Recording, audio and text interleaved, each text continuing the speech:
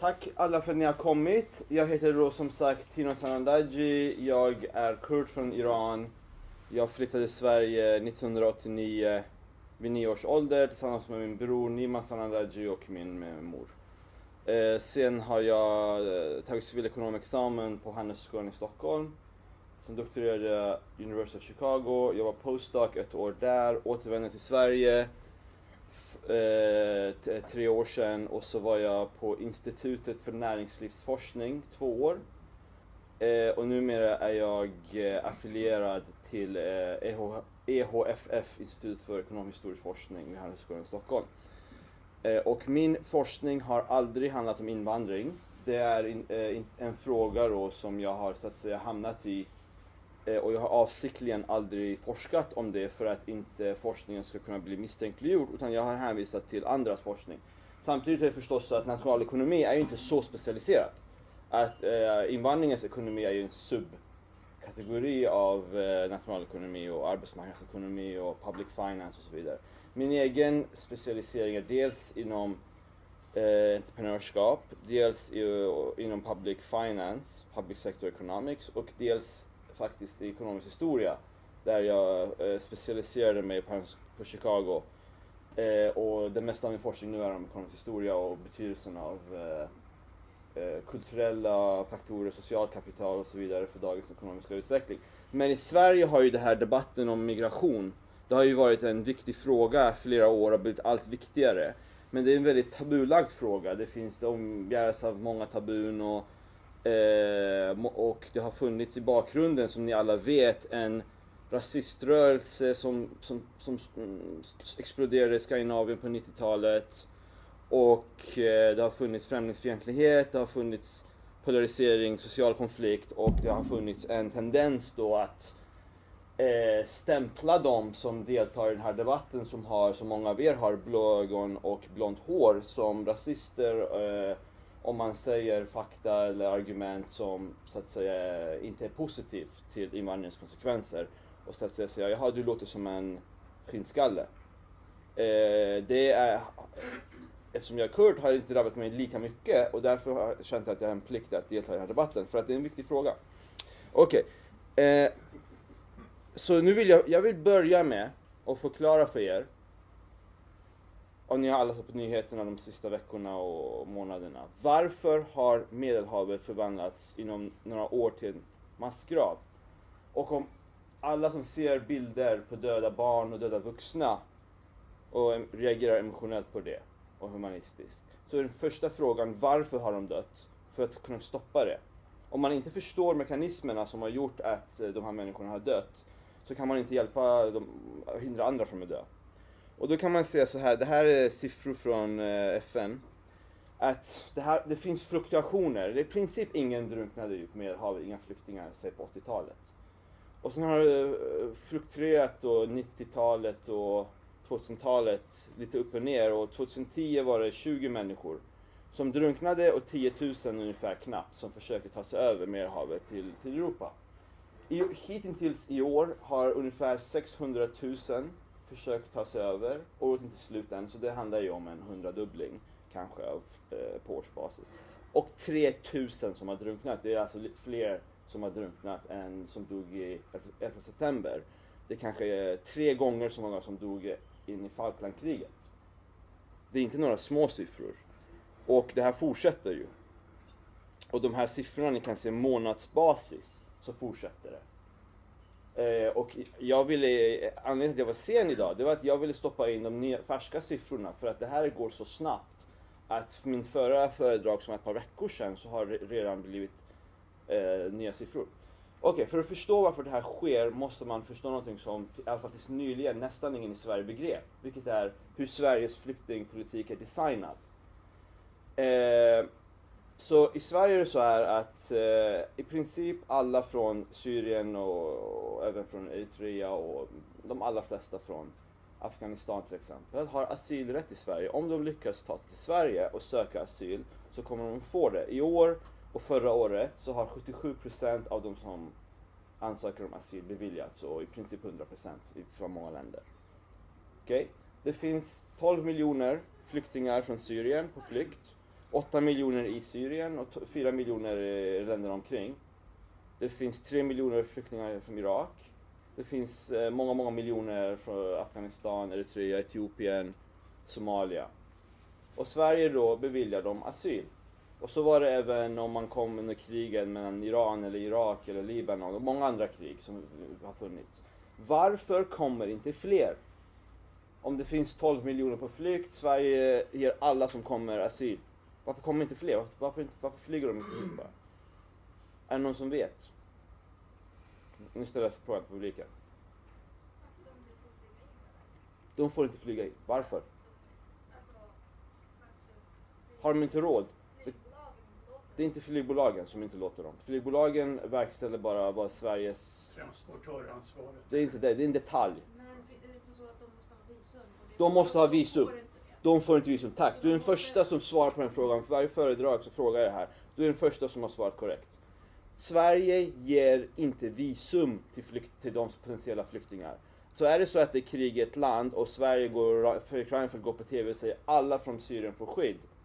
Då försäkrar Sverige om att ingen från Sverige, i princip ingen från Syrien får flyga hit. Om de lyckas så är det om de lyckas lura och få någon sorts affärsvisum eller om de har släkting här redan, då kan man komma in. Men har det varit, och den här politiken har inte bara Sverige, det gör hela Europa för den här politiken. Man ger inte människor från de här länderna visum. Och transportansvaret, det är ju flygbolagens och färjor och sånt, hur de svarar på det här. Jag menar, man lägger ju fokus på helt fel. Det är inte de som har bestämt det. Det är de säger så här att du måste ha resetillstånd för att flyga till Sverige. Har du inte det, okej. Då blir vi bötfällda om vi flyger dit dig. Då kommer inte vi göra det. Dessutom måste jag säga att även om man tar bort den så kommer man inte komma runt det här. För att då är det ju så att gränsskyddet förmodligen kommer att stoppa från att komma in i landet. På flygplatsen. Så det är en distraktion, det här med transportansvaret. Kärnan är att den svenska politiken har varit, vi ger inte flyktingar visum. Och varför gör man inte det? Det är ju ganska paradoxalt. Om du lyckas ta sig hit så får du asyl, men vi kommer inte låta dig ta dig hit.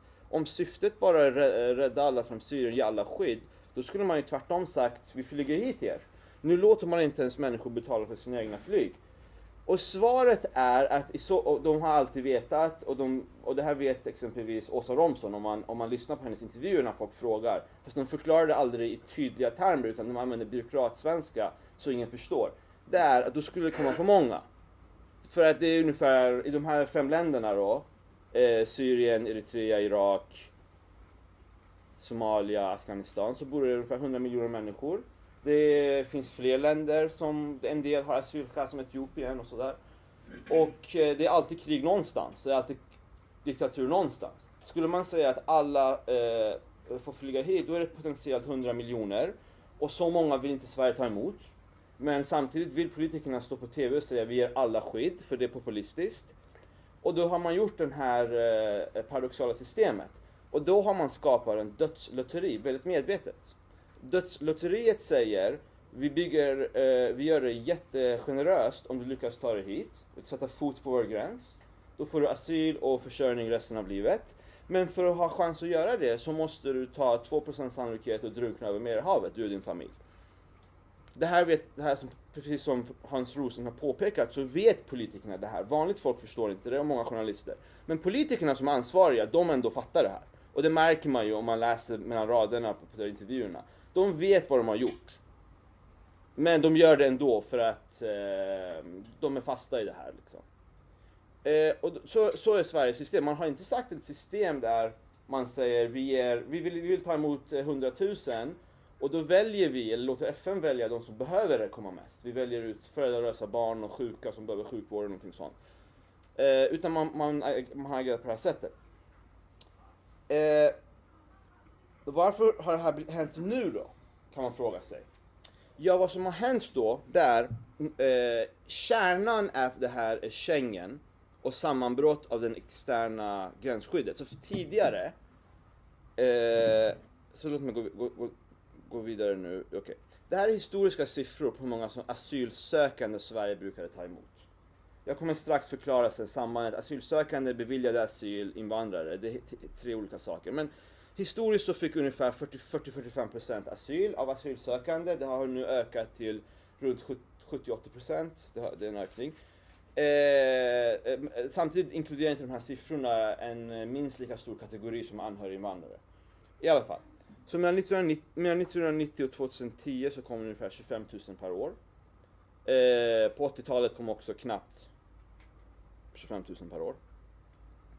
Sen ökar det här efter uppgörelsen med Miljöpartiet och samt att det har blåst upp nya konflikter, så ökar det här gradvis. Och förra året kommer 81 000 asylsökande. Och det är inte rekord av asylsökande, men förra året var det rekord av beviljade asyl och uppehållstillstånd till anhöriga. Augusti i år kom 12 000. Förra september, det här september, kom 24 000. Förra veckan kom 8 000. Och nu kommer det alltså på årsbasis ungefär 400 000. Och Sverige är då det land i världen, OECD-land som tar flest asylsökande redan innan den här ökningen skedde. Och orsaken är att innan så var det så här att Sverige för den här politiken så hade man det här höga, man hade sagt vi gör det väldigt, väldigt generöst om du lyckas ta dig över, men därför bygger vi jättehöga murar så du inte kan ta dig över. Och murarna består av att det är de flesta asylsökande i Sverige har kommit, om vi bortser från Chile så har det kommit från Nordafrika, Mellanöstern, är de länderna folk har kommit ifrån, och Jugoslavien. Då är det svårt att ta sig till Sverige, för du är tvungen att passera Turkiet, Grekland, och du kommer till Italien, vad kan det nu vara, Österrike, Tyskland, Danmark, Sverige. Det är jättesvårt, det här är ett isolerat land högst upp i Norden, som av historiska skäl, det ligger liksom uppe i hörnet, så har de ju Sverige i princip aldrig blivit invaderad heller. Av samma anledning så är det svårt att ta sig hit, det är isolerat. Då har man ett och varje land så måste den här flyktingen då ta sig igenom gränskontrollen, för han har inget visum, eller hon. Och det stoppade nästan alla. Hur kunde folk ta sig hit? Genom flyktingsmugglare är svaret.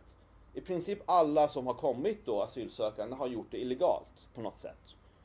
Eller använda kryphål i systemet, komma som arbetssökande, gå under jorden och söka asyl, sådana här saker. Man har inte haft lagliga vägar att komma till Sverige som asylsökande. Det har varit officiell policy och vara så här, men ingen förklarar det någonsin.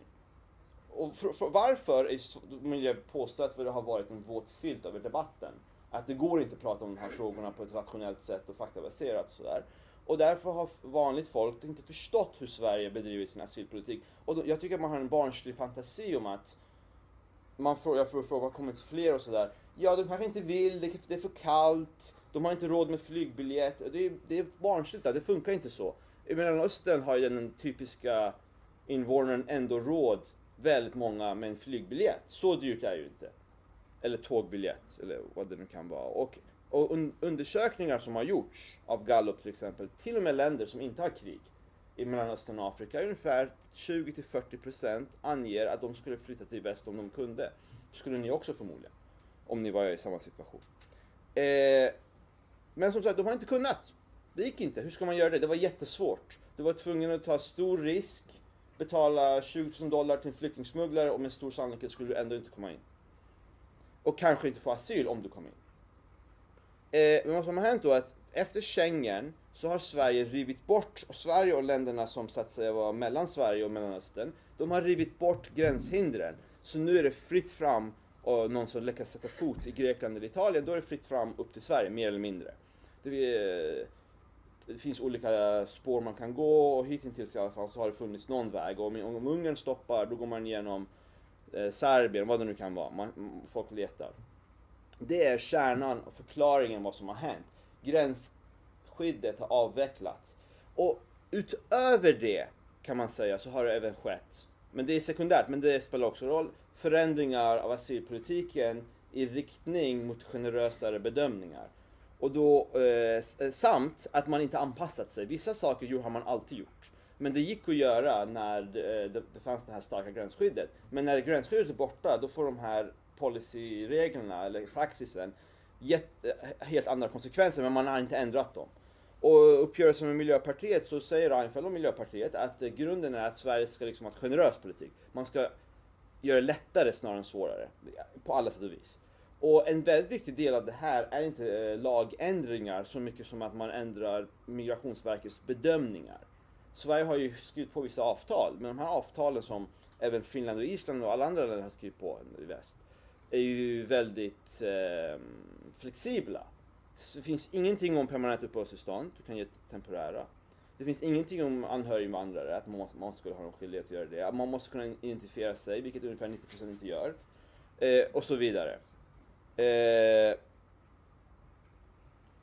Och Sverige har då migrationsuppgörelsen med Miljöpartiet och man har tillsatt myndighetschefer och sånt som har sagt att på uppdrag av regeringen att målet är att korta handläggningstiderna, det vill säga att införa lean management och sånt, det vill säga att man lättare ger asyl.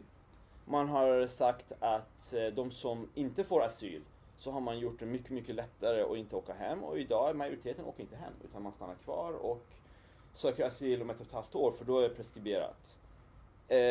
Och så dessutom under tiden så har man ju infört att man har rätt till välfärdsstaten. Så det är inte så farligt att gå under jorden.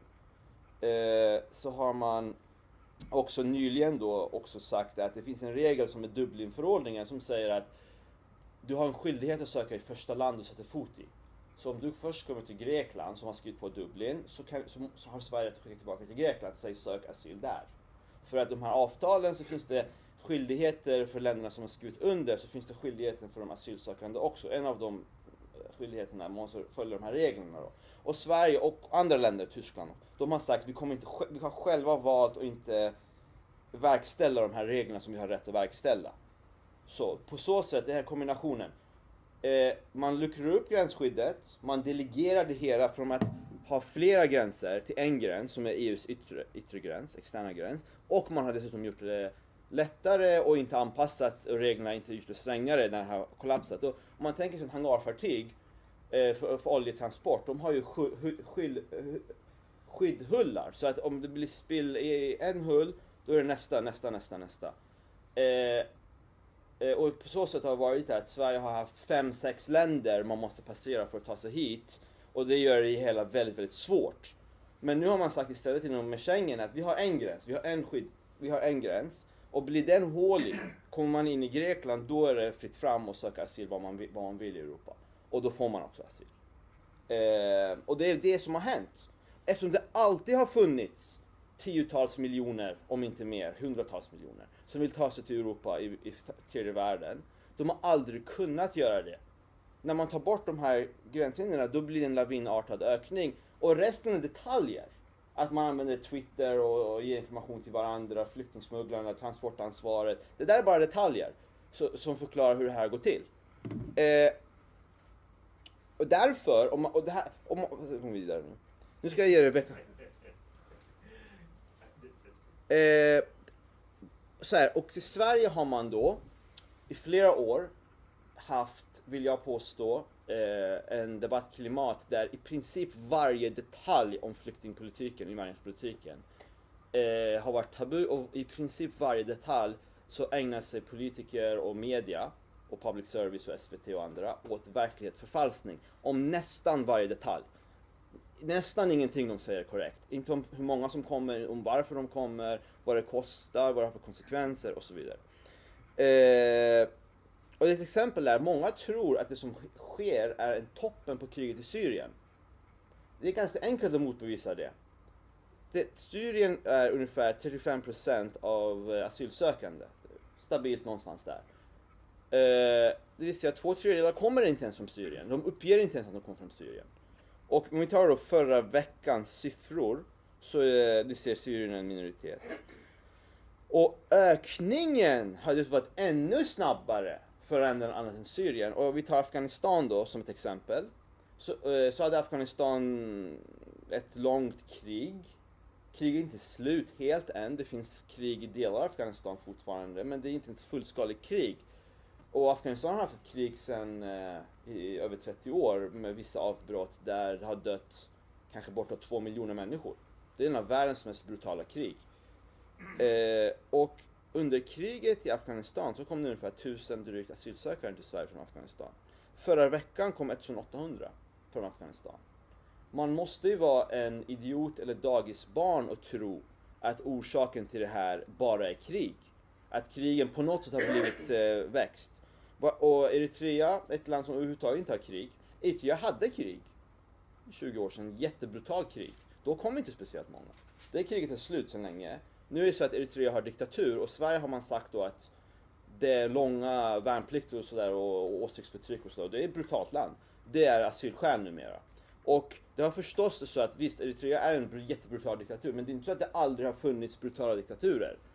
Sverige har ju haft brutala diktaturer under efterkrigstiden mycket närmare än Eritrea. Och brutalare än Eritrea. Det har inte lett till att det kommer 1000 asylsökande om dagen. Och det förklaringen är att de har inte kunnat. Men nu kan de. Jag vill också, det finns också en, måste jag säga, nästan det är på gränsen till masspsykos. Att man har seriösa företrädare som säger att Sverige har nu tredje världskriget. Det skrev de på DN Debatt några veckor sedan. Det finns tredje världskriget. Det har aldrig varit så många krig som det är nu. Det är också absurd och historielöst. Det här är från Huffington Post. Det är forskningssiffror från hur många som dör i konflikt. Det har ökat de sista åren. Så att vi hade en kort period i efterkrigstiden där det var lugnare än det är nu. Och det är Syrien, Ukraina då. Det där är brutala krig som skulle toppa topp 20-listan på efterkrigstiden. Men att, som till exempel Hans Rosling säger, att Syrien skulle vara det värsta kriget sedan andra världskriget, är ju faktiskt historielöst. Då har man glömt Vietnam, har man glömt Kambodja, har man glömt 1994 så dog på några veckor 800 000 i Rwanda. Iran-kriget, Afghanistan-kriget, vi har Irak-kriget. Ni kan själva rada upp krig. Och ni kan se här, och det här, om man gör det här helt subjektivt, det blir en emotionell intryck. Då kan ju folk säga, vi har tredje världskriget nu. För att jag ser på media, det är mycket bilder och jag har aldrig känt så här tidigare. Därför måste det vara tredje världskrig och det har aldrig varit så många krig som det är nu. För jag har aldrig känt så här förrän nu. Men därför ska man inte ha det här subjektivt. Man ska göra det så mycket man kan objektivt. Och det är därför jag använder siffror. För det är vad samhällsvetare gör för att göra saker objektivt. Här är hur många som dör i krig. Det är inte så att det aldrig varit så många krig som det är nu. Och kriget i Kongo dog kanske 2-4 miljoner. Och det här var ju också under den här på senare år. Och då är det så att det här är inte att förringa kriget i Syrien. Det är, som jag sa, en av de mer brutala krigen som har pågått. Det är samtidigt så att kriget i Syrien förklarar inte vad som pågår nu. Det är två olika saker. Och det betyder liksom inte att man ska då förringa andra krig. Att det är illa i Syrien. Och säga det här, så här har det aldrig varit. Och de måste också minnas. Okej. Nu tänkte jag... Alltså, jag vill säga några korta ord då. Mer om det här. Det är att... Om det är så att jag har rätt om min förklaring, vilket jag ganska lätt skulle kunna argumentera för, att det här har att göra med avvecklat gränsskydd, inte med någon sorts temporär topp eller något. Och låt mig också säga att FN, UNHCR säger själva i sina rapporter om dagens nivåer, this is the new normal. Och en annan siffra jag tänkte säga var att det finns mått på hur många som är på flykt, hur många som är internationella flyktingar och hur många som är asylsökande. Det är tre olika grejer. Hur många som är på flykt är ungefär 60 miljoner. Och det var ungefär 40 miljoner, 45 miljoner de sista 10-20 åren. Det har fluktuerat någonstans där. Så det är en ökning då med ungefär 50%. Men det är fortfarande till och med så att det inte är rekord i flyktingar. Det är rekordet 92 till exempel var det, tror jag, var det fler. Och för vad som har sagt rekord, det är internflyktingar. För de här 60 miljonerna, då är 40 miljoner internflyktingar. De är någon som åker från en del av Afghanistan till en annan del av Afghanistan för att slippa krig eller av andra skäl. Det här inkluderar även människor som flyr av andra skäl än krig, naturkatastrofer eller vad det kan vara, förföljelse. FN har bara fört de här siffrorna sedan slutet av 80-talet.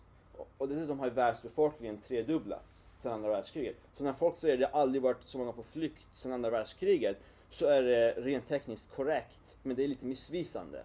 För visst, det är en rekord, men det är, inte ens, det är ingen rekord internationellt. Och det är absolut ingen rekord man justerar till befolkningen. Och vi vet inte hur många som var på flykt på 60-70-talet, för det finns inga siffror över det. De har bara räknat sedan 80-talet. Och dessutom är det så att hur många som flyr är ju inte någonting som är en naturlag eller att människor på något sätt är robotar flykten, det är någonting som beror på hur lätt det är att fly. Det påverkas. När det blir lättare att fly så kommer fler försöka. Därför är det så att det Sverige står inför är någonting unikt. Det är en ödesfråga. Och det finns ingenting förutom, det finns ju toppar som har ju med, förmodligen vintern kommer göra att det sjunker och kanske bostadsbristen. Men nu ökar de här siffrorna dag efter dag. Det finns inget skäl att tro att de kommer stoppa. Och det funkar inte så att det här kommer ta slut för de potentiella flyktingarna kommer ta slut. Och som jag sa då, varför dör det 3000 på Medelhavet? Det beror på en politik som Europas ledare har medvetet genomfört. Och Fredrik Reinfeldt och Cecilia Malmström och de människorna har en stor del av det här ansvaret. Alltså strax. Och när man har människor på flykt över Medelhavet till exempel så kan man inte inbilla sig att det bara handlar om just de 1000 som är på flykt just nu. Om vi tar emot dem då är problemet löst. Utan man måste fundera på om man gör en policyändring. Hur påverkar det alla som påverkas av regeln? Och det som berörs av regeln är kanske hundratals miljoner, eller 100 miljoner åtminstone. Och så länge det liksom är lockande, det finns stora första priser i det här dödslotteriet, så kommer människor fortsätta komma. Och ju mer man tar emot och ju mer man underlättar, desto fler kommer att komma. Det är bara logik om man förstår enkla incitament. Och vägrar man förstå det, då är man delaktig i att man dödar fler. Om man svarar på bilder av ett dött barn genom att ha mer av det exakt samma politik som har gjort att det här barnet dog, då är man inte humanist. Då är man i bästa fall irrationell humanist. Vilket kanske är bättre än rasistisk egoist, men det är sämre än rationell humanist. Jag kommer i slutet återkomma till lösningar och vad jag tycker man borde göra istället. Men så länge vi inte kan ha liksom en förståelse av vad som pågår, och vill man inte veta och bli hysterisk och aggressiv och sluta lyssna och sådär, då tycker jag att då har man en så liv- och dödsfråga en moralisk skuld. Glöm inte att Sverige inte bara är en liten spelare i det här. Förra året, Sverige har 1,9% av EUs befolkning, så stod Sverige för 19% av beviljade uppehållstillstånd. Så det är en femtedel av de som drunknar i Medelhavet åtminstone lockas av Sverige. Du får svara. Vad är din uppfattning om varför de förlista som man plockar upp med europeiska räddningsfartyg, varför fortsätter man att skeppa dem till Europa? Varför skeppar man inte tillbaka dem till Nordafrika? Nej, men det anses inte vara humanistiskt att göra. Australien inför en politik. Australien hade samma problem med folk som drunknar, flera hundra som drunknar per år. De införde en regel, väldigt hård regel, kanske för hård, eller åtminstone hur de implementerar det. Det vet, de har några öar, så ser man alla som kommer, tar vi till de här öarna, de har ingen chans att de får stanna i Australien. Då kommer folk att sluta komma. Och det finns reportage då att det här är svåra förhållanden på de här öarna. Jag har inte insatt om det stämmer eller inte. Jag kan däremot säga att även om det är så är det en detalj hur de har implementerat politiken. Själva politiken har fungerat. I år har det dött, tror jag, en person. Från att det var bara några år sedan 200 som drunknade varje år. Så att det har sjunkit då med 99,5%. Och jag tycker det är intressant att SVT, hur de rapporterar, säger som ett faktapåstående. Våra researchers säger att det har inte haft någon effekt på hur många som har kommit. De bara blåljuger för kamerorna. Och vem ska säga dit då? Om de kommer undan med lögnen så har de ju kommit undan med lögnen. Det är inte så att om SVT-rapport ljuger så kommer Aktuellt att säga det. Så att det fungerar naturligtvis om man säger vi kommer inte ta emot någon och vi kommer skicka hem de som kommer eller låta dem vara på en flyktingförläggning som är inte så bekväm. Eftersom människor kommer för att få ett bättre liv. Vet de att de inte kan stanna kommer de inte försöka, de kommer inte drunkna. Sen måste jag säga också, det finns liksom att människor reagerar så här, det beror på att man har skapat, som jag sa, här verklighetsförfalskningen, att det är en fråga om liv och död. Om den här personen, de skulle aldrig ha försökt med det här om det inte vore så att alternativet är att dö med stor säkerhet, om man flyr dödsläger. Och återigen då, DN och andra jämför det här med judar som flydde koncentrationsläger. Säger att om man är emot att ta emot då är det samma som rasister som vill låta judar dö, gasas ihjäl i andra världskriget. Och det här tror många på. De genuint tror att det är så det ser ut. Och då är det så här, att FN har också mätt det här. Ytterst få kommer ju direkt från krigsområden. Ytterst få. Utan till och med de som är ursprungligen från länder där det finns krig har ju först tagit sig till länder som Turkiet. där det inte är krig och få ett skydd där. Och FN har gjort mätningar och frågar människor. Av de som svarar så är det nästan 90% som säger att ja, jag bodde i Turkiet först då, så kom jag till Grekland. Eller så kommer de från länder som till att börja med inte har krig, som Eritrea och Etiopien. Kanske tar sig till över Libyen. Och varför kommer man till Sverige? För att passera Sverige, det tror jag nästan alla vet. Och jag menar, Fredrik Reinfeldt har ju flugit över Skandinavien, så han har nog sett det här. Måste man ju först passera Tyskland och Danmark åtminstone. Och det är ju helt okej länder. Det är inte krig i Danmark, så vitt jag vet. Det är inte granater som statsministern säger att man flyger granater. Utan man vill inte stanna i Danmark och man föredrar Sverige för det är lättare att få uppehållstillstånd, det är lättare att få hit sina släktingar och Danmark har skurit på bidragen. Och det säger människor själva om man frågar dem öppet. Vi vill ju hellre vara i Sverige. Så de ljuger ju inte att säga att det är för att det är granat som bringar ner på oss i Danmark. Därför finns inte det här som man försöker göra. Om du är emot det här så kommer den här personen att dö. Jag skulle inte ha dött om jag stannade i Iran. Det här bilden att alla flyr dödsläger. Och så kan han säga att ingen skulle någonsin ta 2% risk att drunkna över Medelhavet för att få stanna i en välfärdsstat i Europa. I transatlantiska migrationen så de dog av sjukdomar och av svält och ibland drunkningar. 5-10% av de som försöker ta sig från Europa till Amerika. Det är klart att människor tar risker med sina liv, kanske irrationellt, eller med sina barns liv. Och de här flyktingsmugglarna bryr sig ju inte. Utan det är därför de använder de billigaste båtarna, de ger inte barnen flytvästar, så drunknar de. För det är billigare. De vill vinstmaximera. Det här är business. Det är maffian och andra som organiserar det här. De vinstmaximerar. Sättet att ta flest billigast. Om människor gör det då. Du kan kalla det desperation. Man gör inte det för att man är rädd att dö i sitt land. De dör inte i Turkiet. Utan man är det för att man vill ha högre livskvalitet. Det är inget att moralisera över. Att kalla folk lyxflyktingar och sånt. Det är en helt naturlig mänsklig reaktion. Att det är mycket högre livskvalitet i Sverige än det är i Turkiet. Och det är för övrigt högre i Sverige förmodligen än det är att söka asyl i någon striktare land som Italien. Och då det räcker som incitament. Det är inget att moralisera över. Samtidigt ska man inte moralisera att Sverige har ju rätt så att säga att besluta om sin asylpolitik och ta hänsyn till självintresse. Okej, nu tänkte jag byta spår först. Jag kommer återkomma till just den här frågan. Men först förklara, vad är konsekvenserna av invandring Sverige har haft? Om man nu funderar på hur mycket invandring ska man ha framöver. Och jag sa tidigare då att man ljuger om nästan alla detaljer. Så ljuger man om vad det som pågår, hur det kommer utvecklas och varför och så vidare. Så ljuger man om hur det har påverkat Sverige. Okej. Så invandring ur ett nationalekonomiskt perspektiv så är ingen enhetlig fenomen. Det vill säga att det beror på. Det beror på vilket land det handlar om som tar emot invandrarna och det beror på invandraren själv. Så därför, ibland fungerar det jättebra, ibland fungerar det inte så bra, ibland är det någonstans mitt emellan. Det beror på. Och invandring är för ett land ungefär vad rekrytering är för en organisation. Det vill säga, det beror på vem det är du rekryterar ekonomiskt. Så rekryterar du, och det är inget argument att säga, vi har en jätteduktig anställd från KTH, han gör jättebra jobb ifrån sig. Därför ska man alltid rekrytera. Det är alltid bra att rekrytera alla. Det är ologiskt, samma med invandring. Exempel på framgångsrika historiska invandringsepisoder. Den främsta är förstås då mest kända är den transatlantiska migrationen till USA som kom huvudsakligen från Västeuropa.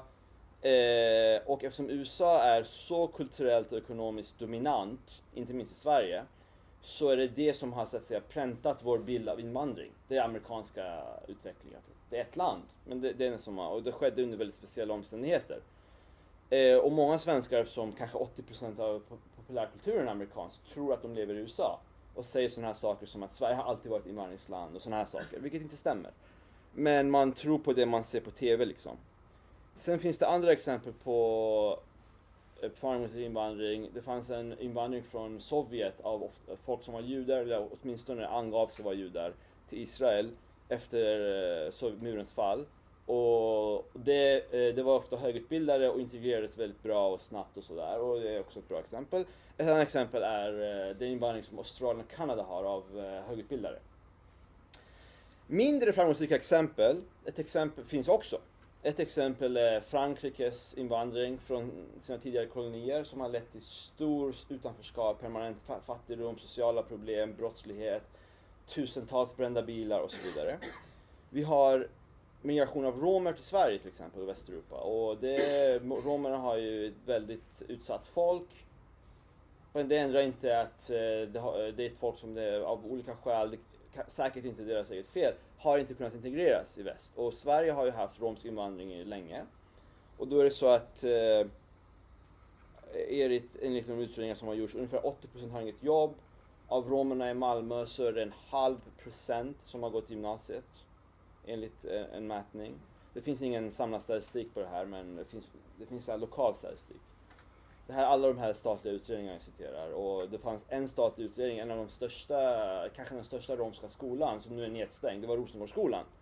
Där genom åren har gått hundratals romska elever, och Skolverket eller vem det nu var frågar om, av era romska studenter, hur många ungefär brukar gå vidare till gymnasiet? Och svaret är, det har aldrig hänt i skolans historia. Och det här misslyckandet som är Sveriges misslyckande, det känner många inte till för det är känsligt. Men å andra sidan, när någon som Dick Harrison på SvD säger att det är historielöst och säger all invandring har alltid gått bra. Okej, vad säger han om det här då? Förmodligen känner inte han till den. För han känner bara till de positiva episoderna. För det finns liksom, man blir socialt belönad att prata om valloner, men man blir inte socialt belönad att prata om det som när det inte gått lika bra. Valloner för övrigt, enligt SCB och andra, det kom mellan 1000 till 2000 valloner över en 50-årsperiod. Exklusive de som åkte hem igen på 1600-talet. Och eftersom folk blandat sig så är många som har lite vallonblod, men vallonättlingar. Men ungefär 100 000 svenskar med enligt släktforskning har någon sorts vallonättling. Men ta de här 2000 som kom, och då hade Sverige ungefär 1 miljon invånare. Och säga att Sverige har alltid varit invandringsland, då är man ju historielös. Man har ingen sinne för proportioner. Detsamma gäller tyska invandrare som kom på medeltiden och senare. Det rör sig om en eller två, och det finns återigen siffror på det här. Det är inte så att man bara kan vagt titta på vad man vill eller använda anekdoter. Det är 1 eller 2% av befolkningen över en lång period. Det kom finska invandrare till Finnmarkerna i Värmland och odlade upp det. Enligt Heckscher så var det, tror jag, 13 till 14 000. Och det är liksom det var för den dåtiden en enorm invandringsvåg som har satt prägel, och folk minns det här fortfarande. Men det handlar om väldigt få. Under andra världskriget kom 150 000, varav de flesta enligt SCB åkte hem igen. Så i slutet av andra världskriget så finns det färre än 200 000 invandrare i Sverige. Inklusive alla som någonsin har kommit före det. Och därför till och med, och då hade Sverige knappt, tror jag, 6 miljoner invånare. Och till och med de jämförelserna har ingen relevans med som pågår idag.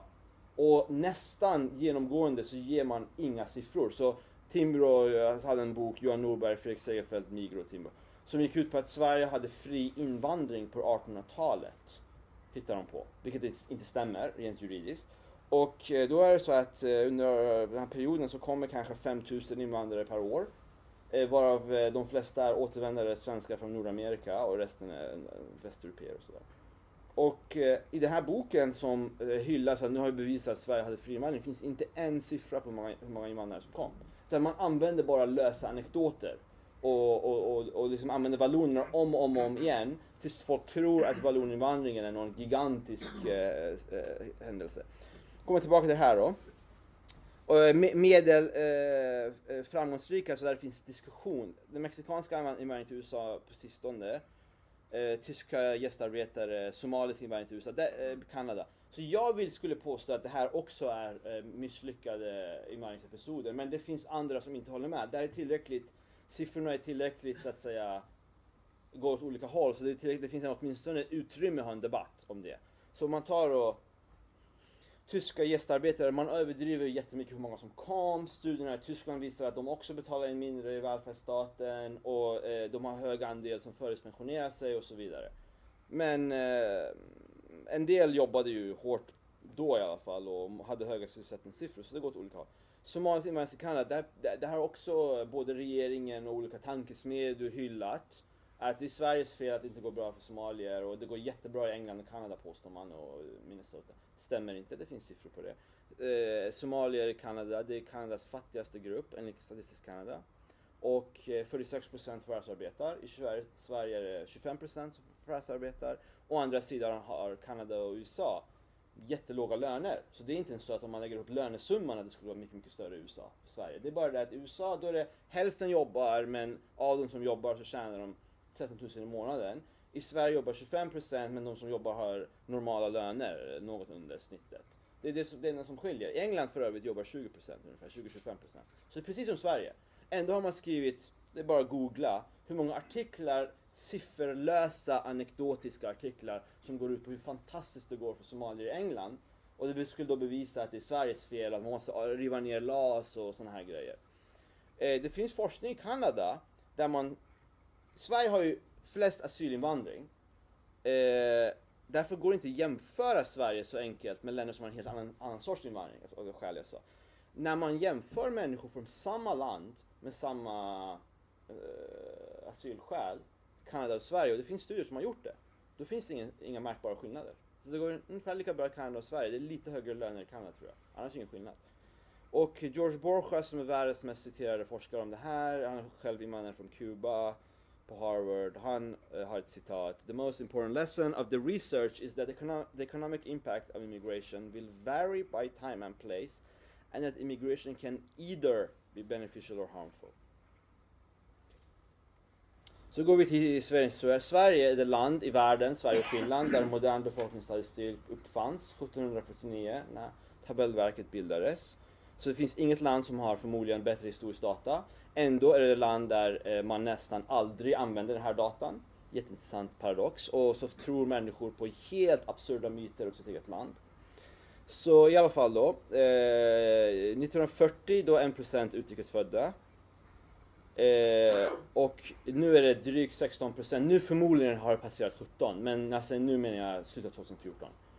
16,4, och ytterligare 5% har 2 föräldrar födda i ett annat land.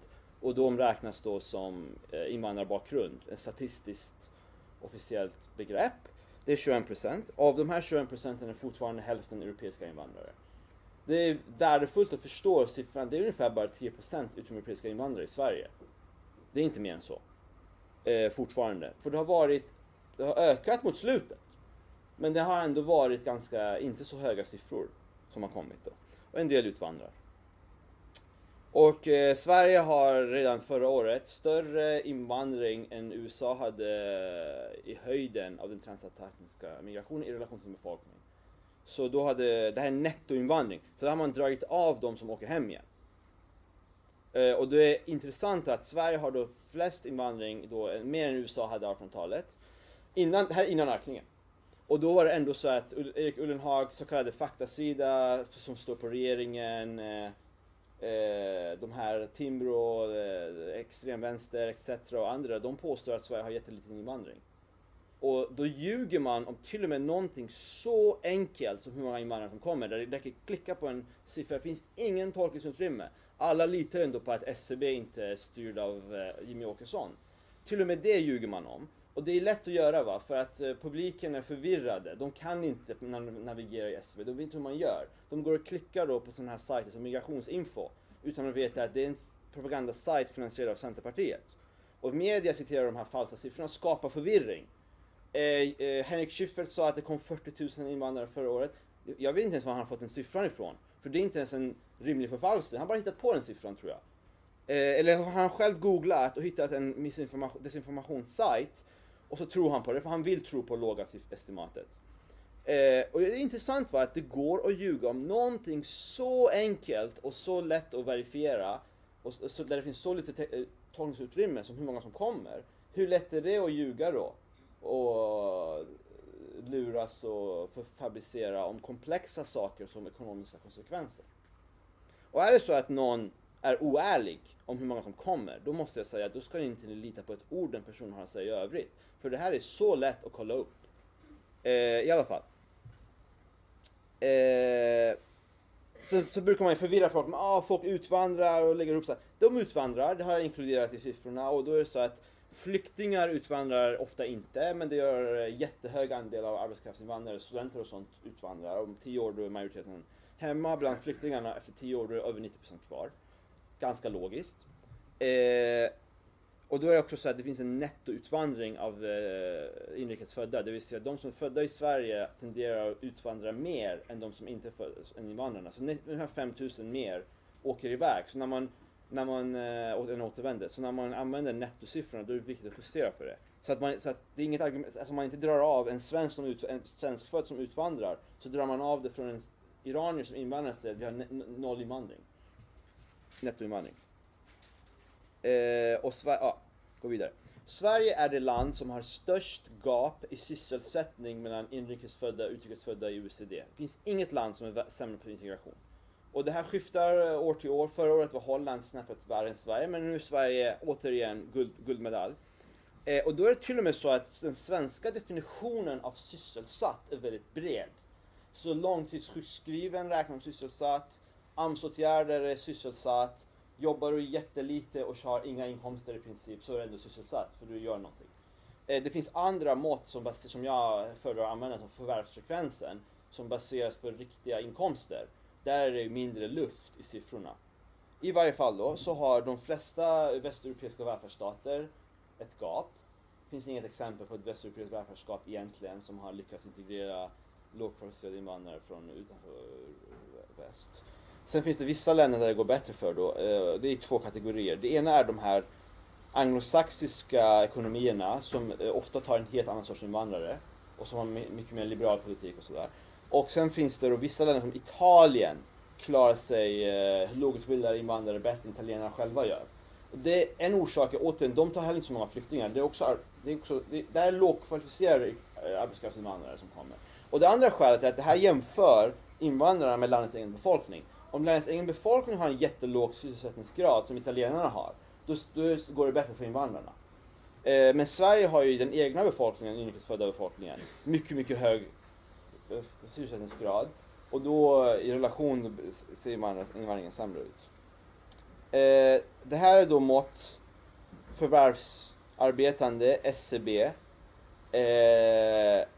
Som jag sa då, det här är mer tillförlitlig. Även den här siffran överskattar för att de inkluderar en del AMS-åtgärder ändå, och 2, det har ökat. Det fördubblades under Reinfeldt. Det var vad arbetslinjen var. Det fördubblade arbetsmarknadspolitiska åtgärder och kallade det riktiga jobb. Och Erik Ullenhag förklarade att det är ett riktigt jobb för du går ju till jobbet. Även om det är subsidierat av skattebetalarna. Det var hans definition. Om du går dit så är det ett riktigt jobb. Det här gapet mellan invandrare och inrikesfödda har ökat sedan 1990. Det handlar inte om, som man hör om och om igen, att integrationen nu går det bättre. De ljuger. De manipulerar. Eller så vet de inte själva, men de sprider i alla fall falskheter. Och då är det så att 2013, det sista tillgängliga siffrorna, var det så att 58% av invandrare mellan 20 och 64 förvärvsarbetade. Och 82% av inrikesfödda, tar man bort andra generations invandrare, då är det 85% av de 84-85% av de svenska ursprung. Och 52% av invandrare utanför Europa. För det är högre bland europeiska invandrare. Och Bosnien, som jag tror är bland de flyktingland där det går bäst för, var 69% som förvärvsarbetare. Så även det land där det har gått bäst för flyktingarna, så är det dubbelt så stor utanförskap som det är för dem med svensk ursprung. Utöver det här så finns det ett betydande genomsnittlig skillnad i snittinkomster. Det är inte bara att man har jobb, utan invandrare tenderar att mer ofta ha lågkvalificerade, lågavlönade jobb. Du hade en fråga. Jag hängde inte med i skillnaden mellan sysselsättning och förvärvsarbete. Sysselsättning baseras det på AKU, det baseras på enkäter, man skickar hem till folk, tusentals enkäter varje månad. Så frågar de, vad gör du? Och du fyller i, jag går till jobbet, jag är sjukskriven, vad det nu kan vara. Och då är definitionsmässigt så är det så att i svensk sysselsättning, långtidssjukskriven är sysselsatt i Sverige. Det är sysselsatt, du har ett jobb. Så länge du har inte sagt upp jobbet, då är du sysselsatt. Om du jobbar 1 timme i veckan och tjänar nästan ingenting, då är du sysselsatt. Och om du har en arbetsmarknadspolitisk åtgärd, då är du sysselsatt. Och jättemånga nu är i de här åtgärderna. Det är många människor. Förvärvsfrekvens bygger på något helt annat. Det bygger på i praktiken skatteregister på lönesummestatistiken som arbetsgivaren rapporterar in. Okay? Sverige har ju registerdata, va? Vi har personnummer, så vi har koll på allt vi gör. Och vi kopplar de här. Myndigheterna kan koppla de här till varandra. för övrigt. Så att om ni märker någonting att man vet jättemycket om individen, det är för att personnumret gör att allting där en myndighet har mätt mig, så kan de se lätt. Och så gör man det svårt då för du kan inte lätt kolla upp det. Däremot kan du göra det om du är en forskare och begär ut anonymiserad statistik. Låt mig kort bara också säga att det finns de som Aftonbladets ledarsida sådär, som kallar det här för etnisk registrering. Etnisk registrering betyder att jag vet vad du har för etnicitet med ditt namn på. Okej? Att ha information om gruppgenomsnitt för hundratusentals människor är statistik, det är inte etnisk registrering. Okej. Förvärvsfrekvenser, då tar man arbetsgivarens kontrolluppgifter och då har SCB en komplex matematisk modell och de räknar ut det här. Och i praktiken om du har 50 000 i årsinkomst då är det anses du vara förvärvsarbetande. Och det skiljer ganska mycket mellan de här två siffrorna måste jag säga. Till och med då ingår de här, jag vet inte, 4% kanske arbetsmarknadspolitiska åtgärder. Så det är inte helt rensat från luft. Då har jag sagt det, gå vidare. Ja. Det här är 2010 års siffra. Jag tror att det är svårt att se, men man kanske inte är. Den ljusa här är invandrarna. Det här är de som är födda i Sverige. Och det här gapet finns i alla åldrar. Och om man tittar här, det är intressant i Sverige att man har, det som Fredrik Reinfeldt tror jag sa, svenskar mitt i livet. Då är det fortfarande nära full sysselsättning. Nästan alla jobbar, inte riktigt alla, men nästan alla. Som är så här, i Sverige född mellan 40-45, då är det 90% av männen till exempel som förvärvsarbetar. Och det här når invandrare aldrig ut. Okej, så nu vi går tillbaka en sekund. Man gillar då, som jag sa då, använda manipulationer för att försköna och sådär.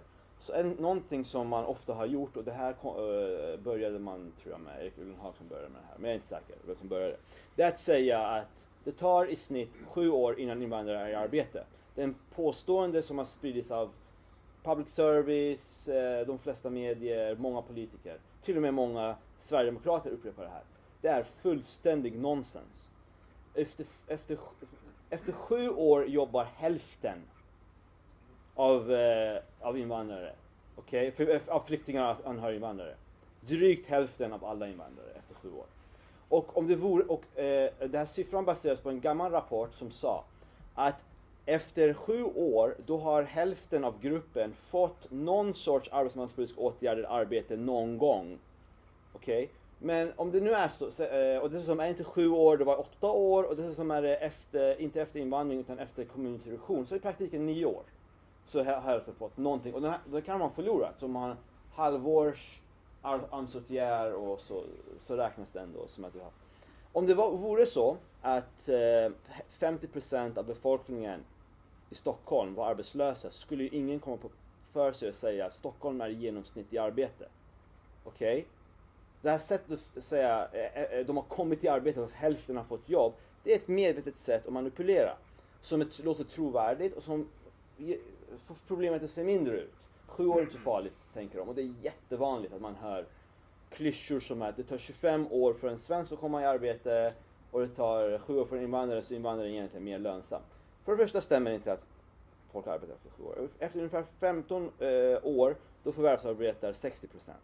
Sen ökar det här allt långsammare och det går inte upp riktigt. För att, och efter i snitt 30 år då har man lämnat arbetsmarknaden. För att invandrare lever inte faktiskt i all oändlighet, utan den typiska invandraren är runt 35 när de kommer. Det finns variation. Och man går i pension i snitt vid 63. Och skillnaden är att någon kommer vid 35 och efter 15 år så får man jobb. Då har du 15 år kvar knappt och betalar tillbaka. Medan en svensk född som kommer i arbete vid 25 har 40 år kvar att betala tillbaka. Och det här har naturligtvis forskarna tagit hänsyn till. Det är inte så att Henrik Schyffert eller någon stor komiker är den första som har kommit på det här att invandrarna man slipper betala för skolan. För man ska säga, den borgerliga arbetsmarknadsministern Elisa, vad heter hon? Ja, hennes avhandling handlar om det här.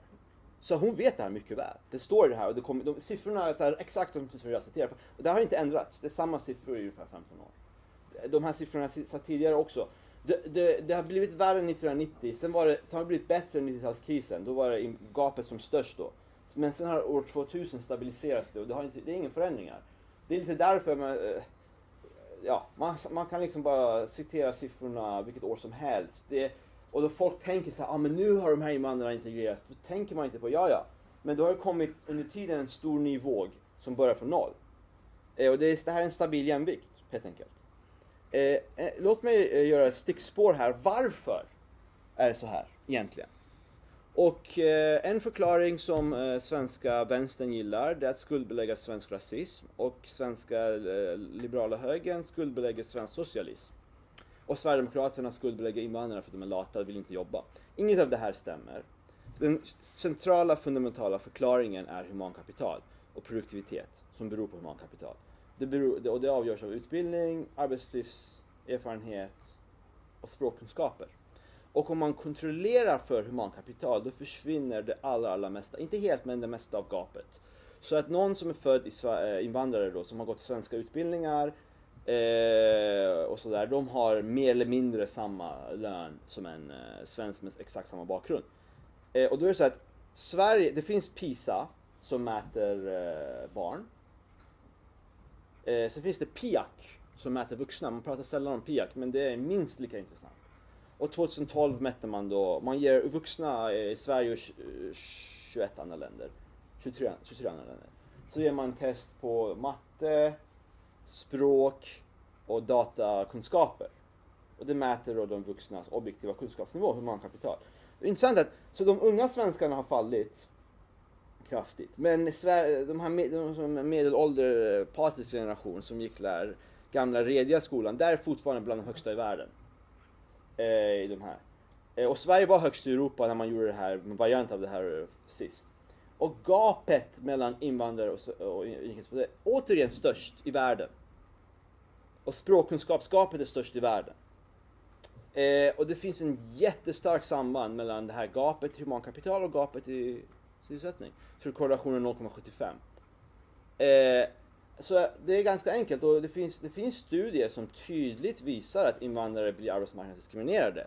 Det vill säga om man tar ett CV och skriver Mohammed på en och Sven på den andra, identiskt, och skickar ut det till arbetsgivare, då får i genomsnitt då 29% av dem med svenskklingande namnsvar och 20% av invandrare. Så det finns, och det här är ett bevis på diskriminering. Men vi vet ju inte däremot varför och mekanismen. Och nationalekonomer har två värdefulla begrepp för att tänka kring diskriminering. Då skiljer man på statistisk diskriminering och preferensbaserad diskriminering. Preferensbaserad diskriminering betyder att jag gillar inte dig, jag vill inte ha ditt folk i mitt företag, så oavsett om du är skicklig eller inte så tänker jag inte anställa dig. Det är rasistisk diskriminering. Statistisk diskriminering betyder att jag vet ingenting om dig. Jag vet för lite om det åtminstone. Och ett CV säger inte mig allting. Däremot vet jag att gruppen du tillhör, må det vara invandrare eller män eller de som har gått den här skolan, de i snitt är mindre produktiva än den här andra gruppen. Så istället för att lägga massa energi på att utvärdera dig, så kommer jag göra det lätt för mig själv att säga med viss sannolikhet så är den här personen mindre kompetent och kan inte svenska lika bra, vad det nu kan vara. Och därför tänker jag inte anställa dig. Och de här siffrorna vi har i Sverige är mycket mer konsistenta med diskriminering. Till exempel är det så att de företag som har många invandrare anställda är mer sannolika att diskriminera. Och invandrare verkar vara lika sannolika att diskriminera andra invandrare och sådär. Och det är ett tecken på att det inte bara har att göra med preferenser. Och jag tycker att det är ett väldigt starkt tecken här.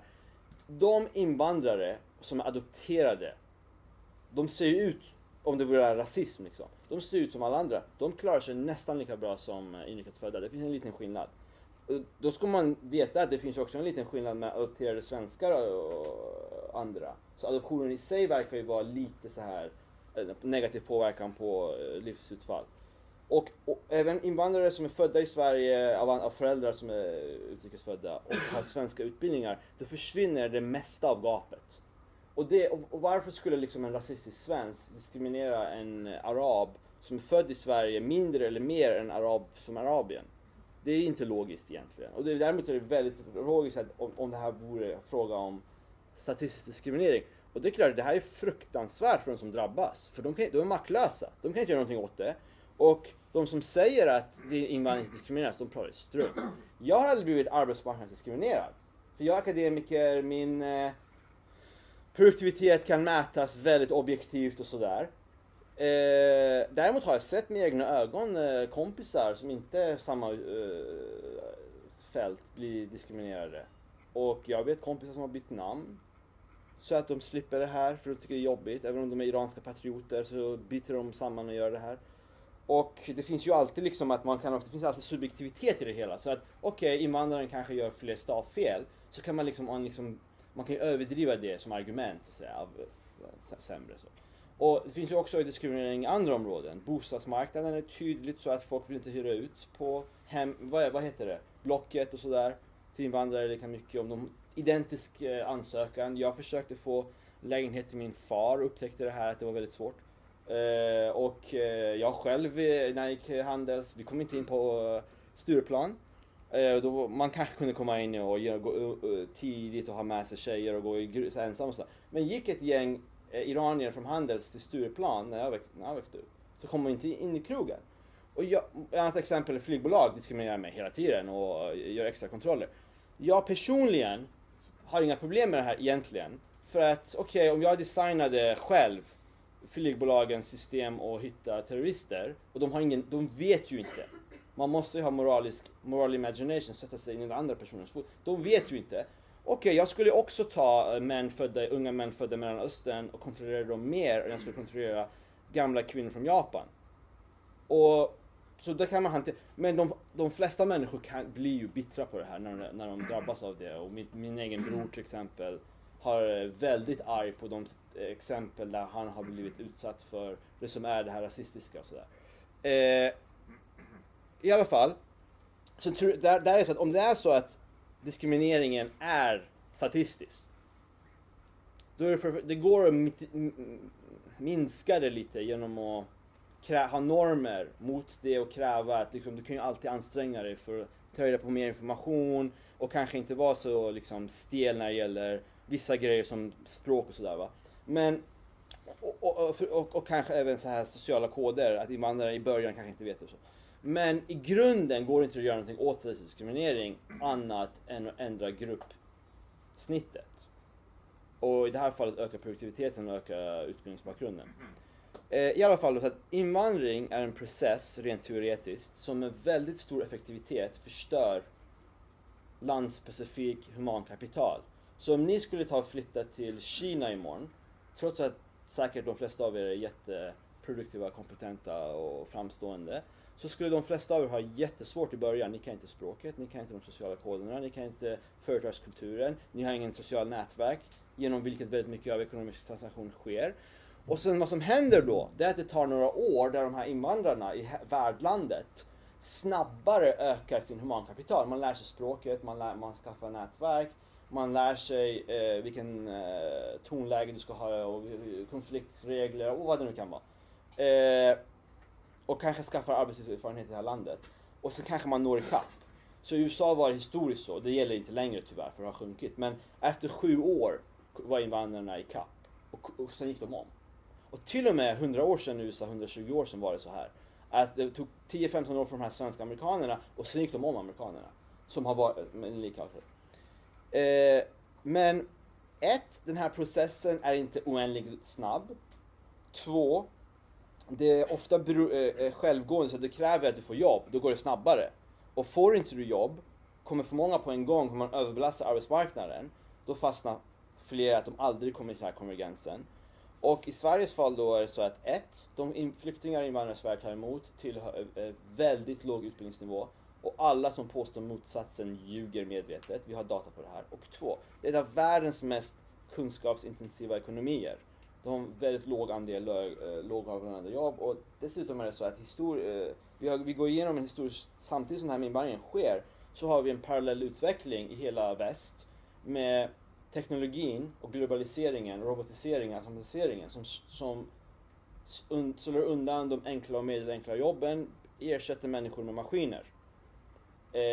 Och vad som i praktiken händer är att jobben i mellansegmentet försvinner, de i mellansegmentet flyttar ner och tar tidigare lågavlönade jobb, det blir lite servicejobb och sådär, men det har inte i närheten varit så snabb som de här förstörelsen av industrijobb och det är bara att gå till ICA liksom och jämföra, bara med 10 år sedan så har de färre kassor och sådär, folk går med egna maskiner och slår i och det gör att det blir allt lägre efterfrågan. Så numera har inte Sverige full sysselsättning för lågutbildade inrikesfödda heller.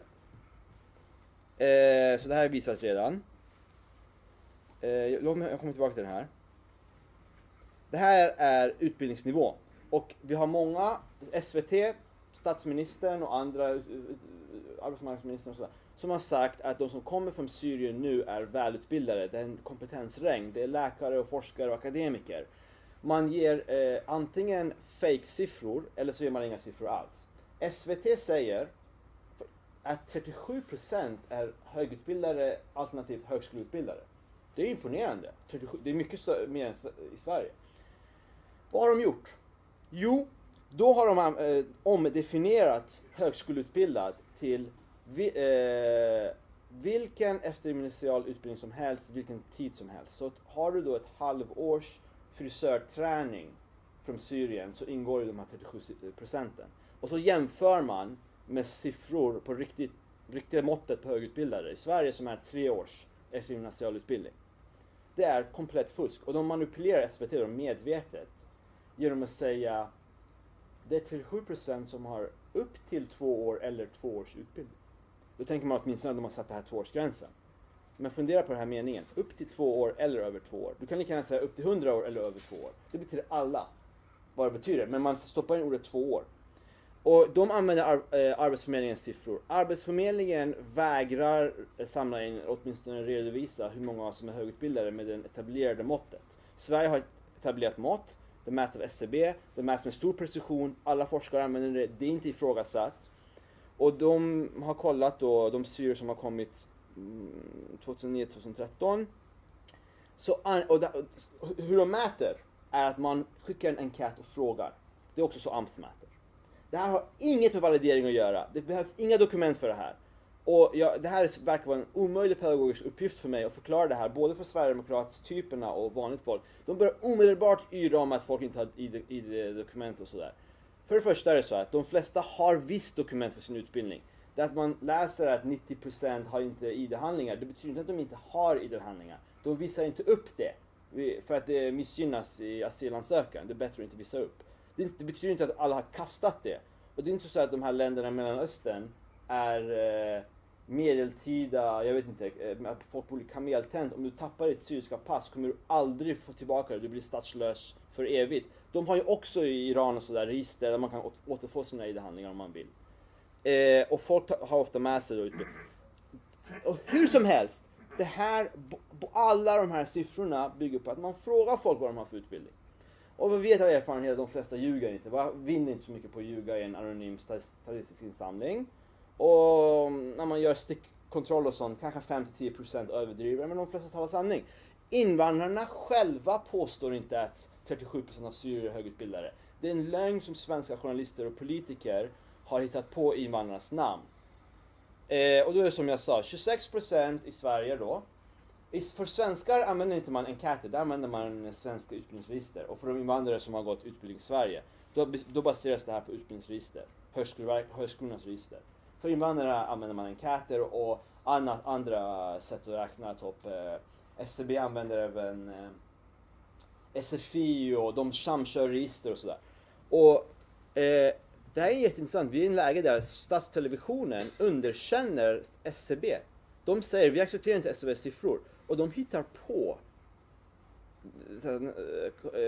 ursäkter som är inkorrekta. De säger att det här har bara 40% svarsfrekvens. Nej, det är långt över 80% svarsfrekvens. De är bara okunniga.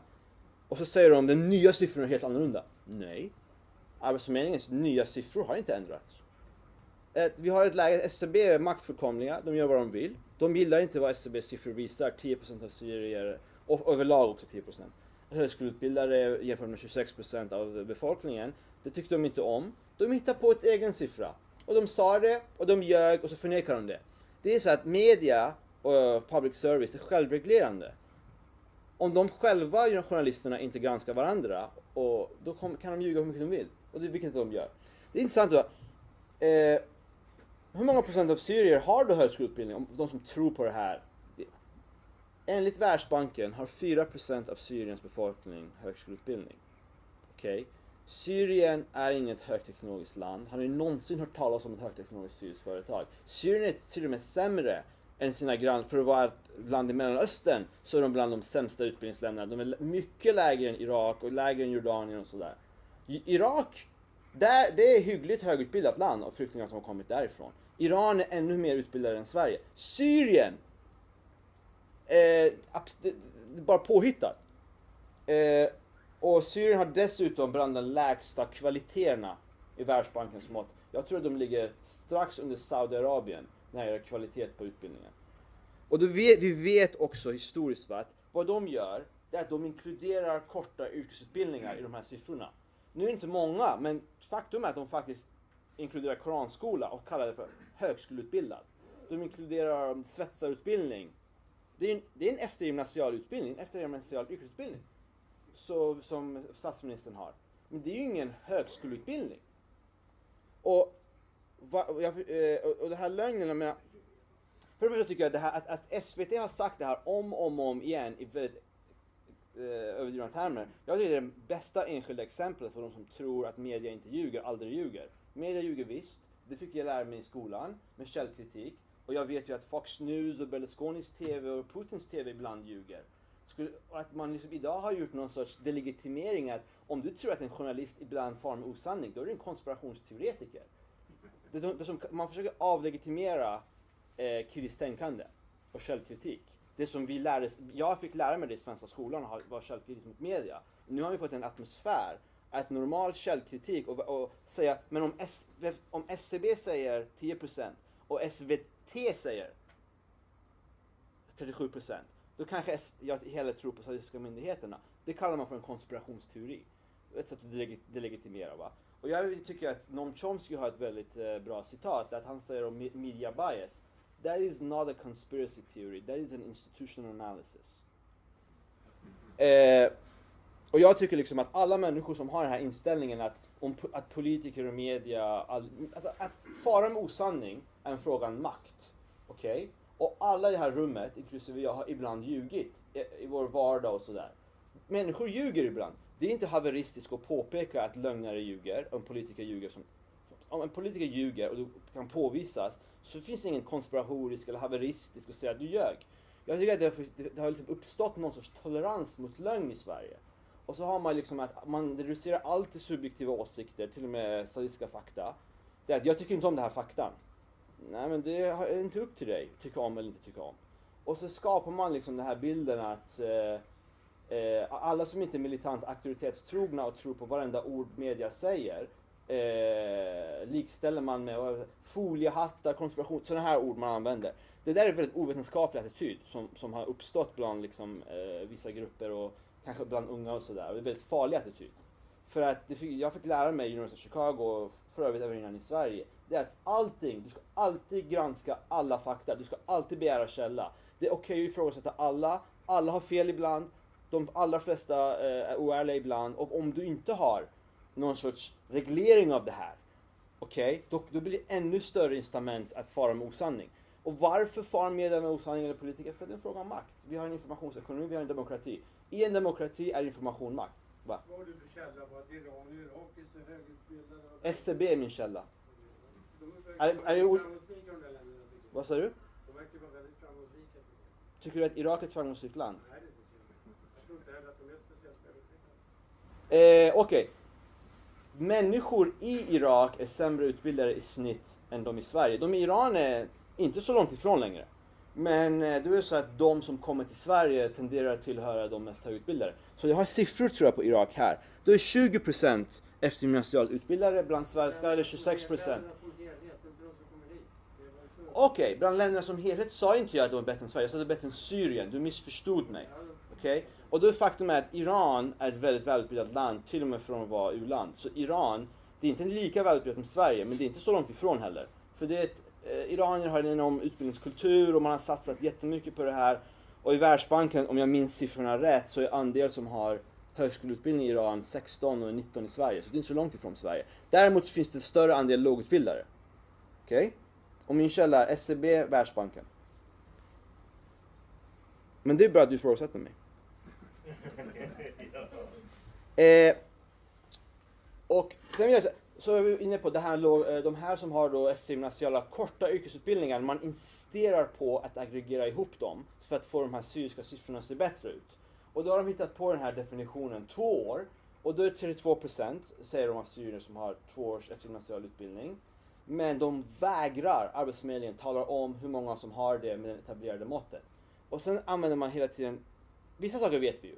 Så forskarutbildningar, då är 1,3%, 1,5% här nu till och med, befolkningen. Och 0,3% av de i Arbetsförmedlingens etableringsåtgärder, där SVT har tagit sina siffror. Så det är mycket, mycket högre andel som är forskarutbildade. Och ändå säger SCB det är rekordinflöde av akademiker. Och det är möjligtvis så att om man räknar absoluta tal har det aldrig kommit så många forskarutbildade flyktingar. Visst, men det har ju aldrig kommit så många flyktingar. Man måste räkna procenten. Det är ju alltid gruppgenomsnittet som påverkar landet, inte absoluta tal. Och de pratar hela tiden om läkare. Och bara upprepar det här. De redovisar aldrig siffror. Det är konstant prat om syriska läkare eller flyktingar. Och jag kontaktade Arbetsförmedlingen. Jag fick kanske skicka dem 10 mejl. Och hota och använda advokatspråk och hota och anmäla dem till JU och sådär. Till slut svarar de att det finns, hur många läkare har kommit då? Det de gör, de redovisar att det är ungefär 1000 som har någon sorts medicinsk utbildning. Återigen inklusive yrkesutbildningar. Så av 50 000 i etableringsuppdraget. Till slut svarar de. Maj i år var det 41 stycken som var läkare i etableringsuppdraget som hade fått dokumenten godkända och sökte jobb. Och förra året är det knappt, eller runt 200 som Socialstyrelsen godkände som läkare från utanför EU. Och det inkluderar för övrigt USA och Kina och sådär. Okej? Så att vi vet att det inte är speciellt många läkare. Och mitt skämt är att statsministern har förmodligen nämnt syriska läkare långt fler gånger i sina tal än det finns syriska läkare. Och att Morgan Johansson skulle kunna gå igenom, de är så få, deras ärende en och en och validera dem själv. Och det är ganska talande att man upprepar det här och de aldrig talar om hur många läkare är det då? Det är en ganska självklar fråga. Om någon säger att det har kommit jättemånga läkare, bara för hur många då? De talar aldrig om det och de pressas aldrig att tala om det. Så journalisterna och de i riksdagen pressar aldrig dem. Utan det enda de gör då är att börja yra om validering och annat som inte har med saken att göra. Bara för, hur många säger att de är läkare då? Kan inte du åtminstone tala om det? Det är ganska självklart tycker jag. Och att Sverige har haft, bara googla syriska läkare, tusentals träffar, bombarderat SVT, Public Service, Radio, DN och andra om det här. Trots att ingen någonsin frågar hur många läkare har kommit. Och naturligtvis är det så att om det kommer 50 000 flyktingar och en liten andel läkare, då ökar ju läkarbristen i Sverige. Och där min sista poäng var att det här med eftergymnasial utbildning. Vi vet också av erfarenhet att korta eftergymnasiala utbildningar från Syrien är inte speciellt eftertraktade i Sverige. Det vill säga har gått, lärlingsutbildning som mekaniker i Syrien. Och högutbildade syrier får jobb. 70% jobbar. Det är en helt okej siffra. Men däremot finns ingen skillnad mellan de med gymnasial utbildning och kort eftergymnasial utbildning. Okej? Det är inte relevant att stoppa in de här korta utbildningarna i siffrorna. De gör det för att försköna. Och de har sagt det här länge nu. Arbetsförmedlingen har en ny generaldirektör, Mikael Sjöberg. Det är Göran Perssons kusin. Han har själv, han var skandal. Han anmäld till konstitutionsutskottet och det här utnämningskorruptionen. För han jobbade med Göran Persson. Sen gjorde Göran Persson sin kusin till myndighetschef för Arbetslivsinstitutet som en forskningsinstitut, trots att han själv bara har 2 års fordonsteknisk utbildning i gymnasiet.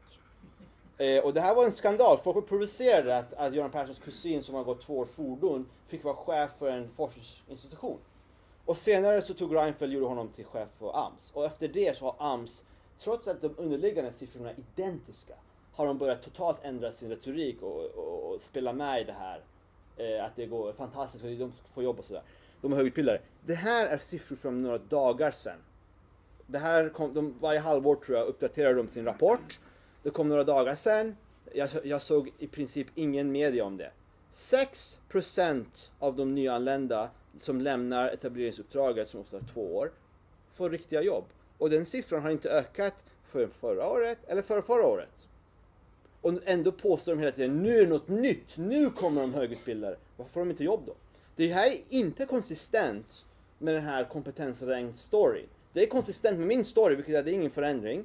Det har alltid varit, de flesta är lågutbildade och en liten andel är högutbildade och de får jobb, men det räcker liksom inte. Och det tar, till och med för dem tar det tid.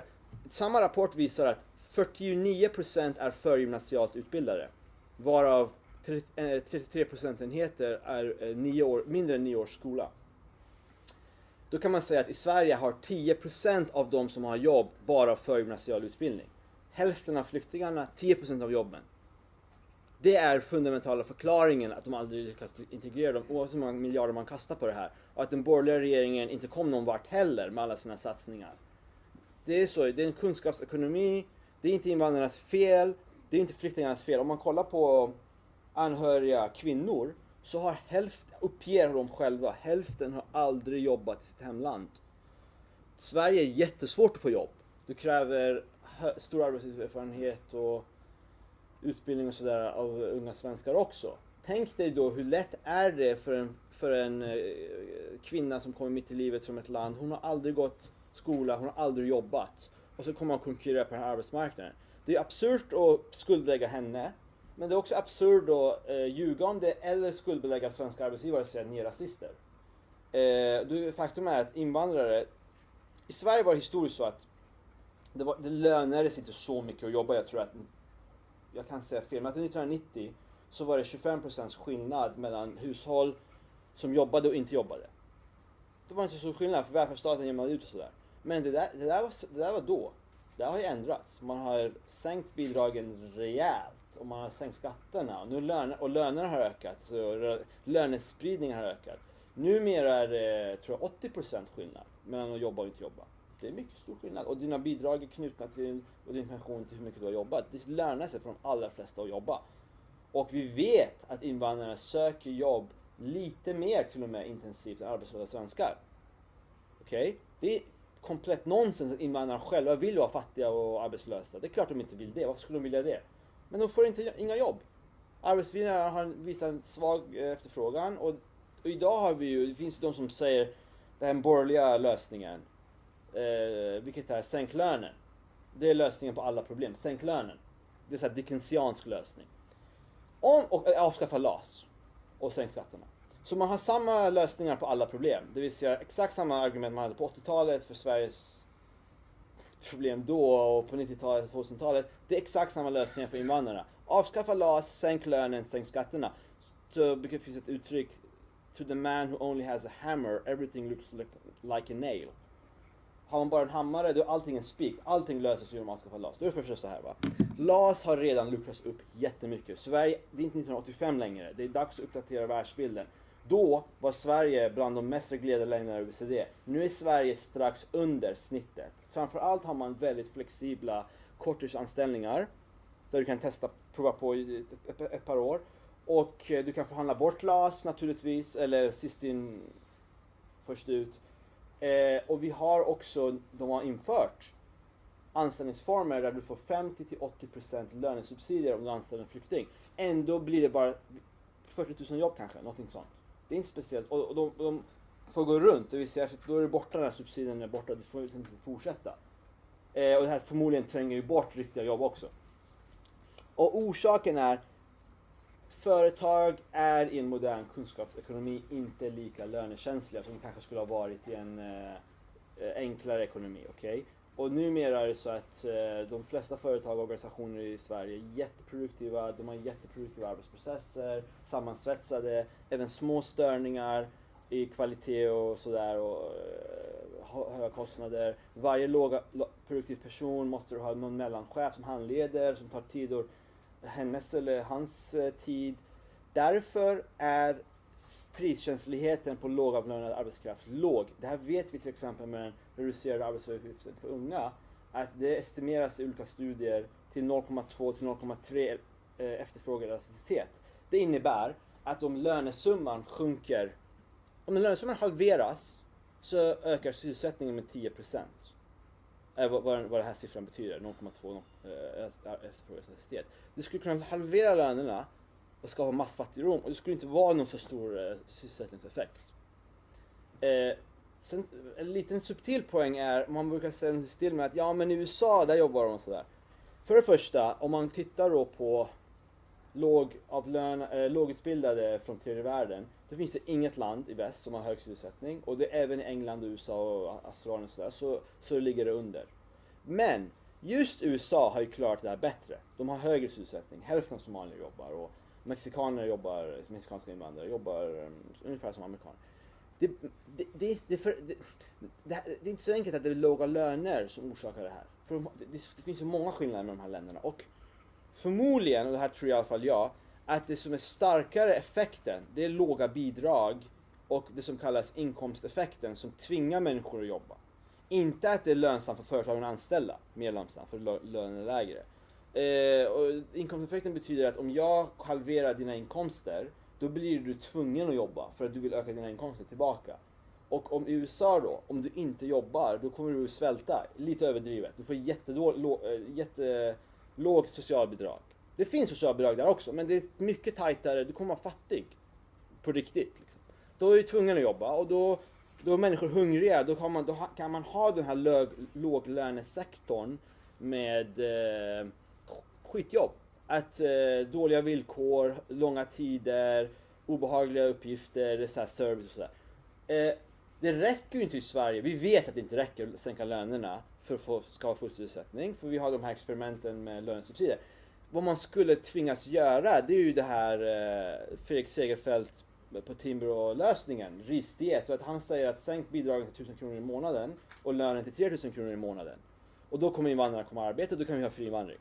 Och då har han räknat ut att på 450 kronor räcker för att äta sig mätt på ris. Om man inte har några andra utgifter. Och det tycker han bevisar att det går att ha lika hög överleva i Sverige som på samma inkomst som han tror i Somalia.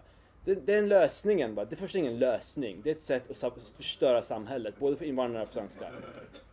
För det andra så kommer inte det heller att funka. För att invandrare kommer inte gå med på det när de är majoritet av väljarna. Varför skulle de göra det? Och så länge det finns högavlönade så kommer man kräva lite högre bidrag än 1000 kronor i månaden. Och det går inte att överleva på 450 kronor i månaden. Okej, du kan äta det mätt på ris, men du kommer få bristsjukdomar. Du måste ha något att laga riset till. Ska man bo i en skokartong eller något? Det här är barnsliga men så här naivt radikala idéer. Och Fredrik Segerfeldt och Johan Norberg och de citeras som experter av media och Bjurström, Centerpartiet och andra partiets invandringsdebatter. Det här tas på allvar bland i nyliberala kretsar liksom. De här, vill jag påstå, barnsliga fantasierna och dystopiska fantasierna. Och sänka lönen, avskaffa LAS kommer inte funka. Det kommer inte bli full sysselsättning av det. Och bara hålla på lite som önsketänkande helt enkelt. Även om det vore önskvärt. Okej. Jag ska bara säga kort då. Jag går här. Här har jag en graf. Som man säger också, är inte invandringen ändå en vinst för Sverige? Det kommer folk att arbeta. Som Fredrik Reinfeldt sa, det blir fler som arbetar. För befolkningen blir större, då blir vi rikare. Ungefär som Bangladesh. De har fler människor som arbetar än Sverige. Därför är Bangladesh rikare än Sverige, eller hur? Eller? Det där är så här dagisberäkningar där man inte justerar för befolkningen. Man bara mäter i antal nya jobb. Ja, 300 000 fler invandrare jobbar, eller något sånt. Men det finns kanske 200 000 fler invandrare som inte jobbar. Befolkningen har ökat. Och Sverige har då de sista åren, Sverige har under Fredrik Reinfeldt nästan noll tillväxt BNP per capita, det är måttet på välfärd. Som alla lär sig bokstavligt talat ofta i första föreläsningen av planekonomi, vilket är att man tar landets hur mycket ekonomisk produktion det finns eller inkomster det finns och delar på befolkningen. Det är därför vi inte tror att Nigeria och Indien är rikare än Schweiz. För vi har tillräckligt mycket sunt förnuft eller nationalekonomisk kompetens att förstå att vi måste dela på befolkningen. Gå snabbt. Och i alla fall då, så Sverige har haft de sista 8 åren då sämst BNP-tillväxt under efterkrigstiden och sämst tillväxt i produktivitet under efterkrigstiden. Och det här har man lyckats spinna till det svenska tillväxtmiraklet med olika manipulationer. Det här beror inte på invandring bara eller ens huvudsakligen. Det beror på krisen och annat. Men den här bilden att det går fantastiskt för Sverige är nonsens. Jag skulle säga att jag är väldigt rädd för nästan varje tecken i ekonomin. Vi har en enorm och det här beror inte på invandring bara tydligt. Bostadsbubbla. Du har, jag tror att inkomster per invånare har växt sedan 2006 med 3% och skulderna, hushållens skulder har växt med 60%. Det är inte hälsosamma tecken. Och nettoexporten sjunker, många företag som har problem och sådär. Och i det läget som inte orsakar invandringen huvudsakligen har man det här problemet. Okej. Vilken effekt har invandringen haft på Sverige? Här sammanfattar jag det tycker jag på hoppas jag pedagogiskt sätt. Så invandrare var i slutet av 2014 16,4% av befolkningen och ungefär 21% hade utländsk bakgrund. Det vill säga att antingen är du född i ett annat land eller båda dina föräldrar. 16%. Och det var 49% av alla arbetslösa, 55% av långtidsarbetslösa. Ungefär 60% av all socialbidrag går till hushåll med utländsk bakgrund. Invandrare är 20% drygt av de i arbetsför ålder, 20-64. 15% av de som har jobb, eftersom de är fler i arbetsför ålder. 37% av de som inte har jobb, för att det är en grupp som har hög utanförskap. 13% av inkomster, ännu mindre av skatter. 50% av långa fängelsestraff enligt The Economist. Ungefär, det finns positiva också. 32% av läkarna är utrikesfödda. 2/3 av dem är från andra europeiska länder. 70% av företagare som driver restaurang är invandrare. Och om man då tar alla med utländsk bakgrund. Och det har jag bara gjort för övrigt för att jag inte har data för invandrare. Annars hade jag gjort konsistent. Så är det så att av 21% är utländsk bakgrund. 13% av de som grundar företag som har minst 50 anställda enligt Tillväxtverket. 69% av barnfattigdom. 76% av enligt forskning från SU baserat på polisens register av medlemmar av kriminella gäng.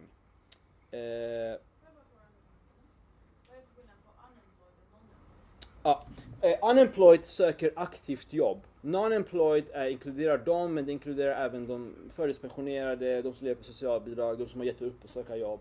Det är skillnaden. Mycket bra fråga. Det här är då Tillväxtverkets siffror. Och man hör ibland sådana här saker som att nästan var 5:e företag grundas av någon utländsk bakgrund. Okej, de utländsk bakgrund är mer än en 50% av befolkningen. Det är inte speciellt imponerande. Det relevanta är alltid snittet för gruppen. Och det är inte sant att invandrare skulle vara ens entreprenörskap överrepresenterade. Till och med där. Utan det handlar om att ovanligt många invandrare har enmansföretag och frisörer och taxichaufförer och pizzerior och sådär. Medan i riktiga företag med många anställda och sådär, då finns en underrepresentation. Den här siffran här kan vara bland de viktigaste siffrorna som sammanfattar allt ni har sagt. I slutändan så baseras inte välfärdsstaten på sysselsatta eller ens förvärvsarbetande eller ens på inkomst. Det handlar om hur mycket skatt det är.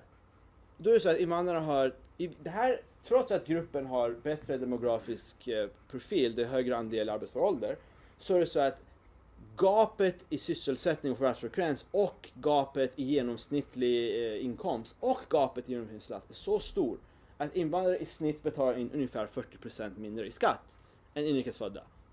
Trots att de är yngre. Så de som säger att demografin, invandrare är unga, okej, det stämmer. Och det är en fördel att invandrare är unga. Men det är en begränsad fördel som du måste väga mot nackdelarna. Och det är inte så att du löser problemet med att finansiera pensionerna genom att ta in unga arbetslösa och finansiera dem också utöver problemet med pensionerna, pensionerna. Det är ganska logiskt och ingen studie visar att invandringen skulle vara, som faktiskt räknar på intäkter, så att invandringen skulle vara en lösning på demografin. Det skulle komma förvärra det lite grann för att invandrare är en ytterligare börda på systemet. I slutändan är inte det svårare än att räkna hur mycket betalas in, hur mycket kommer ut. Det är en bokföringsuppgift det här. Och vi har ändå så mycket debatt om det. Varför har vi det? Varför? För att media och politikerna gillar inte vad forskningen visar. Inga studier. Det har gjorts studier av Jan Ekberg, Storchaletten, Joakim Rust vid Göteborgs universitet, några andra. Ingen av dem visar att det här är en vinst. Och siffrorna ändras inte netto. Siffrorna har inte ändrats, det var stabilt och sådär. Säg kort om det här, jag ska skynda med det här nu. Att andra generationen, det har enormt problem med skolan. Här är en ESO-rapport som kom nyligen. Ungefär 80% av de med svensk bakgrund har gymnasieutbildning, tror jag vid 25 års ålder. Och det är bara 60% av invandrare som växer upp här och 65% av de som är födda här. Och det här är en ticking time bomb. För att nästa generation, när de här kommer i arbetslivet, de här unga som är uppvuxna här, det här kommer öka ojämlikheten, fattigdomen, sociala motsättningar. För att folk är lågutbildade, kommer ha lägre lön. Det är svårt liksom om man hamnat efter. Och Sverige har inte lyckats ge invandrare en full jämförbar utbildning. Och att vi har ministrar och sådär som säger att Erik Ullenhag gjorde det här och så. Att det går bättre för invandrarbarnen i skolan. Och så får han ryggdunkningar av media och social media. Vad humanistiskt han är. Men en person kanske kan ljuger om invandrarnas utbildning och förskönar för att, som motargument mot rasister. Men jag kan också inte låta bli notera att är man minister som är ansvarig för att ge unga invandrare en bra utbildning och för ett parti där en annan minister som är ansvarig för skolan och du vet att sanningen är att det här är en katastrof, så har du en opportunistisk, egoistisk incitament att ljuga om de här siffrorna. Så att när vi har en debattklimat där lögn och försköningar belönas socialt och akademiskt och karriärsmässigt och sådär, då kommer ju människor göra det när det gynnar dem själva. Borgarregeringen ljög om sina misslyckanden. Och media, som historiskt inte älskar borgarregeringar, de spelade med, de var sympatiska för att det här var i humanismen och antirasismens namn. Då är det okej att ljuga. Och då öppnar man för korruption. Och då öppnar man för att du har en generation som är födda eller uppvuxna här som kommer ut i arbetslivet nu och inte har tillräckligt bra utbildning. Och de här människorna, kommer Erik Ullenhag och Reinfeldt och andra ta ansvar för det? Svaret är nej, de kommer bara ljuga ännu mer. Eller skylla bort sig eller komma med någon retorisk undanmanöver. Sverige är inte landet lagom, som ni kanske tror er självbild. Det här är invandringsfrågor, så är landet extrem. Sverige har enligt OECD flest asylsökande här förra året. Per invånare ännu mer. Störst sysselsättningsgap. Tredje störst gap i PISA-resultat. Störst ökning av ojämlikhet sedan 80-talet. Det här är OECD som jag citerar. Alla de här OECD. Och av ökningen av ojämlikhet sedan 1991, som har redovisat siffror, så kan 40% direkt knytas till invandring. Det är en ren mekanisk effekt. Det här har många svårt att tänka kring. Men när man ändrar befolkningssammansättningen, ökar du andel lågavlönade så ökar ojämlikheten. Så det är faktiskt jätteenkelt. Och det här 40%-siffran är, man kan göra så här, ta siffrorna, gör en beräkning med alla och så gör en beräkning bara med de Sverigefödda. Skillnaden är det som är orsakat av invandring. Och då är 40% av ökningen av ojämlikhet. Det här pratar de aldrig om. Och vänstern säger något still med: problemet är inte invandring, det är arbetslöshet. Eller problemet är inte invandring, det är ojämlikhet. Men invandring kan ju öka arbetslöshet och ojämlikhet. Och Sverige har då störst fall av skolresultat av alla länder i världen som man mäter. Sen man börjar mäta. Och av det är 29% orsakat av invandring. Så där är ju den mycket större förklaring problemen i skolan. Men invandring har bidragit liksom. Och bara säga, i båda de här så inkluderar inte jag, det är svårt att räkna, det är jättelätt att räkna ut den här mekaniska effekten. Det är bara bokföringsexercis. Däremot är det svårt att räkna ut hur påverkas då existerande befolkning av invandring. Det är en mycket svårare uppgift. Det har vi bara ignorerat. Förmodligen så skolresultaten så blir det ju, de faller ju lite mer också då för att resurserna går. Om vi tar då arbetarrörelsens första Malmö och finns diskussion, det här är okej, vi har haft problem och utmaningar som är tydligen något annat än problem. Vi har haft utmaningar, men på lång sikt blir det bra. För att allting som är dåligt på kort sikt måste ju vara bra på lång sikt. Och lång sikt, vi vill se på lång sikt, så ett sätt att göra det på att titta på Malmö. Det är en stad som är 25 år kanske före resten av Sverige demografiskt. Och Malmö är då i allt man kan mäta topp 10 sämst, eller botten 10 bland Sveriges 290 kommuner. Och Malmö var en genomsnittlig kommun i slutet på 80-talet. Det är inte så att det finns något i luften som gör att Malmö måste ha problem. Och störst barnfattigdom, nästan sämst tillväxt, bland de största inkomstuniversiteterna, allt det där.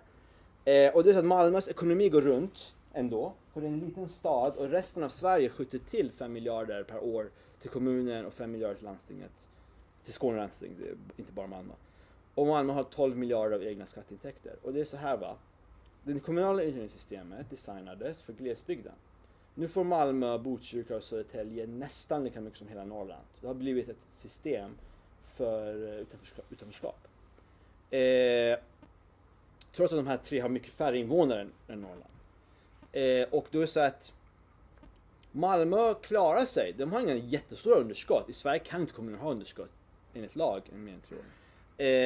Men det beror på att de hela tiden får enormt tillskott av pengar från resten av Sverige. Där det är färre invandrare och större inkomster och sådär. Men vad skulle hända när resten av Sverige är i kapp Malmö är att då kan inte resten av Sverige försörja Malmö. Och om Malmö inte hade de här 5 miljarderna då skulle de ha större strukturell underskott än Grekland. De klarar sig ju så länge det är en liten kommun i relation till landet och sådär. Och de kan bygga fina hus och byggnader och projekt med resten av Sveriges skattemedel. Men redan nu är Malmö de facto bankrutt. Och om det här är lång sikt, då har ni själva varit rädda. Och det är så här bara, det här är skattekraften i relation till rikssnittet i de 3 mest multikulturella städerna i Sverige. Malmö, Botkyrka, Södertälje. Av dem var Botkyrka var ungefär genomsnittlig, Malmö var kanske strax under snittet, Södertälje var en bra bit över snittet. Men ingen stora skillnader. Och serien börjar här. Det är därför det börjar för 95, men det ser likadant ut om du tar andra mått längre. Det här är lång sikt. Det är en kurva som långsamt pekar neråt utan några tecken på att lyfta upp. Jag menar, om man kallar det för en investering på lång sikt lönar sig, då tycker vi gör en deal. Det vill säga att om 10 år så börjar de städerna som har fått flest flyktingar betala tillbaka till resten av Sverige. Skulle Socialdemokraterna gå med på det? Det är ju en investering har man sagt. De diskuterar att ta investeringslån nu från Europa för att finansiera flyktingmottagningen. Det är en investering. Ingen kalkyl visar att det är en investering som betalar sig tillbaka. Okej? Och även en kostnad i början, för att investeringen ska gå runt måste ju någon gång komma till plus. Du kan inte bara ha minus i all oändlighet och säga att det är en investering. Men okej, säg att det är en investering. Gå med på den här dealen. Om vi tar emot flyktingar om 10 år så börjar ni betala tillbaka. För då måste ju de här vinsterna materialiseras. Så vi vet ju alla att det är en investering och det har ni sagt. Börja betala tillbaka då. Kommer de göra det? Svaret är nej. De vet inte att det är en investering. Det är bara en ursäkt att kalla det för en investering. Så att folk lugnar ner sig. Okej. Det EU sysslar med den här flyktingkrisen är barnsligt. De har lagt jättemycket tid nu på att diskutera 160 000 som ska fördelas om på 2 år. För övrigt det är 120 för 40 har de redan bestämt. Det kom 16 000 flyktingar till München under en helg. Det här bara fortsatt. Det är liksom man låtsas som att det handlar om en liten grupp. Man låtsas inte om att det handlar om en enorm flöde som har börjat nu när man har öppnat gränserna. Där liksom från en underliggande flyttvilja som handlar om tiotals miljarder, jag är nästan klar, miljoner.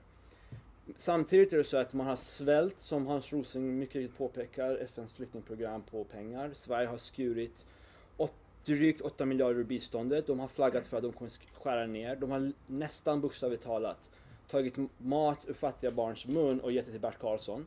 Där har de under en dimridår av humanistisk retorik och klappande kändisar som inte förstår någonting av de underliggande siffrorna och inte vill förstå. Och då är det faktiskt så här att FNs samlade vad de har fått för flyktingarna i Syrien är ungefär 15 miljarder kronor. Och Sverige då i juni la 3,5 miljarder på kortsiktiga kostnader av flyktingmottagandet. Det är ännu mer på lång sikt. Alltså de här siffrorna är egentligen sanslösa. Om du har de här 60 miljonerna flyktingar så kanske det hamnar 40 miljarder kronor sammanlagt, alltså, förutom Syrien. Och i Afghanistans statsbudget är 45 miljarder kronor. Samlade budget inklusive all bistånd. Och Sverige lägger nu kanske snart 15-20 miljarder per år på ensamkommande flyktingbarn. Den största gruppen afghaner. Det är liksom en resursallokering som ingen rationell humanist kan försvara. Men de försvarar det.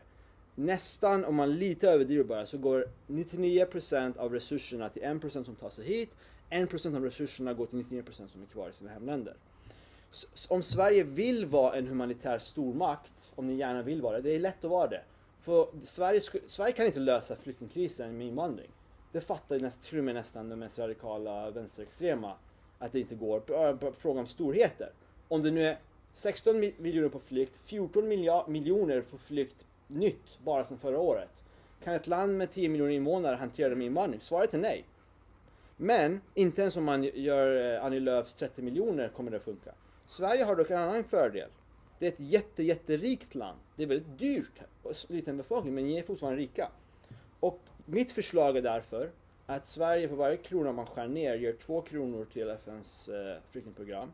Sverige skulle imorgon kunna fördubbla världens samlade budget för flyktingar. Om man går ihop med de nordiska länderna skulle man kunna tredubbla det eller fördubbla världens samlade humanitära bistånd inklusive mat och sådär. Det är 160 miljarder världens samlade humanitära bistånd till allt. Flyktingar, mat, sjukvård. Det är små pengar i relation till bara vad Sverige lägger.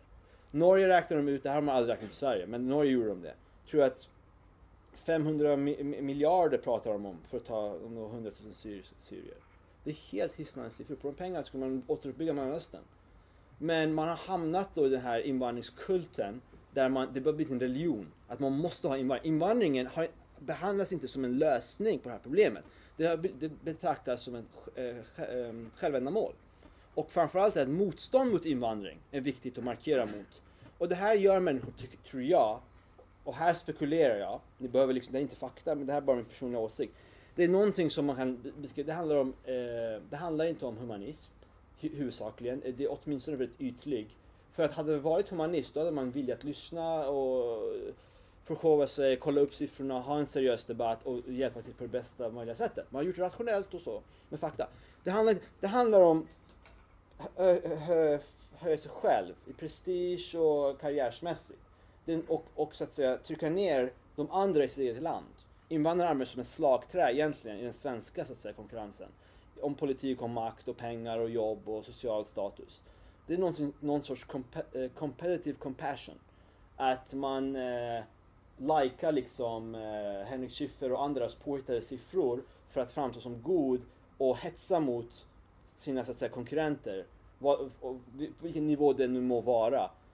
Och jag menar, om det här handlar om kärlek, det är inte så mycket kärlek jag får utstråla, alltså värme från så att säga de som stödjer det här, utan jag tror det utstrålar hat som de utstrålar från ledarsidorna i många DN och Aftonbladet och även public service och många politiker. Det är hat mot andra svenskar och andra invandrare som inte håller med dem i de här frågorna.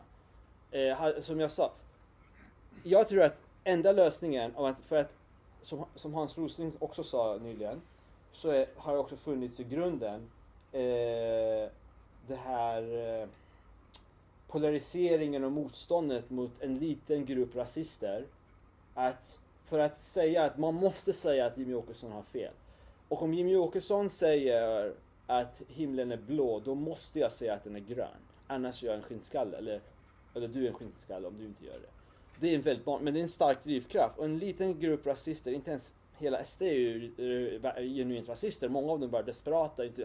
De har inte fått någon alternativ. Så nu är det 27% i någon mätning som sympatiserar med dem. Från att det var 3% bara 2005 tror jag. Och att låta dem dominera. Vad som krävs är att rationella humanister, näringslivet, akademin, bland Moderaterna, Socialdemokraterna, KD, de etablerade partierna måste vakna upp och måste höja sin röst. För gör man inte det, då kommer Sverige gå ett katastrof till mötes, och de som kommer att drabbas mest är de som har det svårast. Och de som kommer att drabbas mest är också de flyktingar Sverige skulle kunna ha hjälpt men valde att inte göra, för att hellre låta någon sorts masspsykos driven av interna politiska hänsyn avgöra. Och ni har några år på er. Det är inte någon att det måste ske imorgon.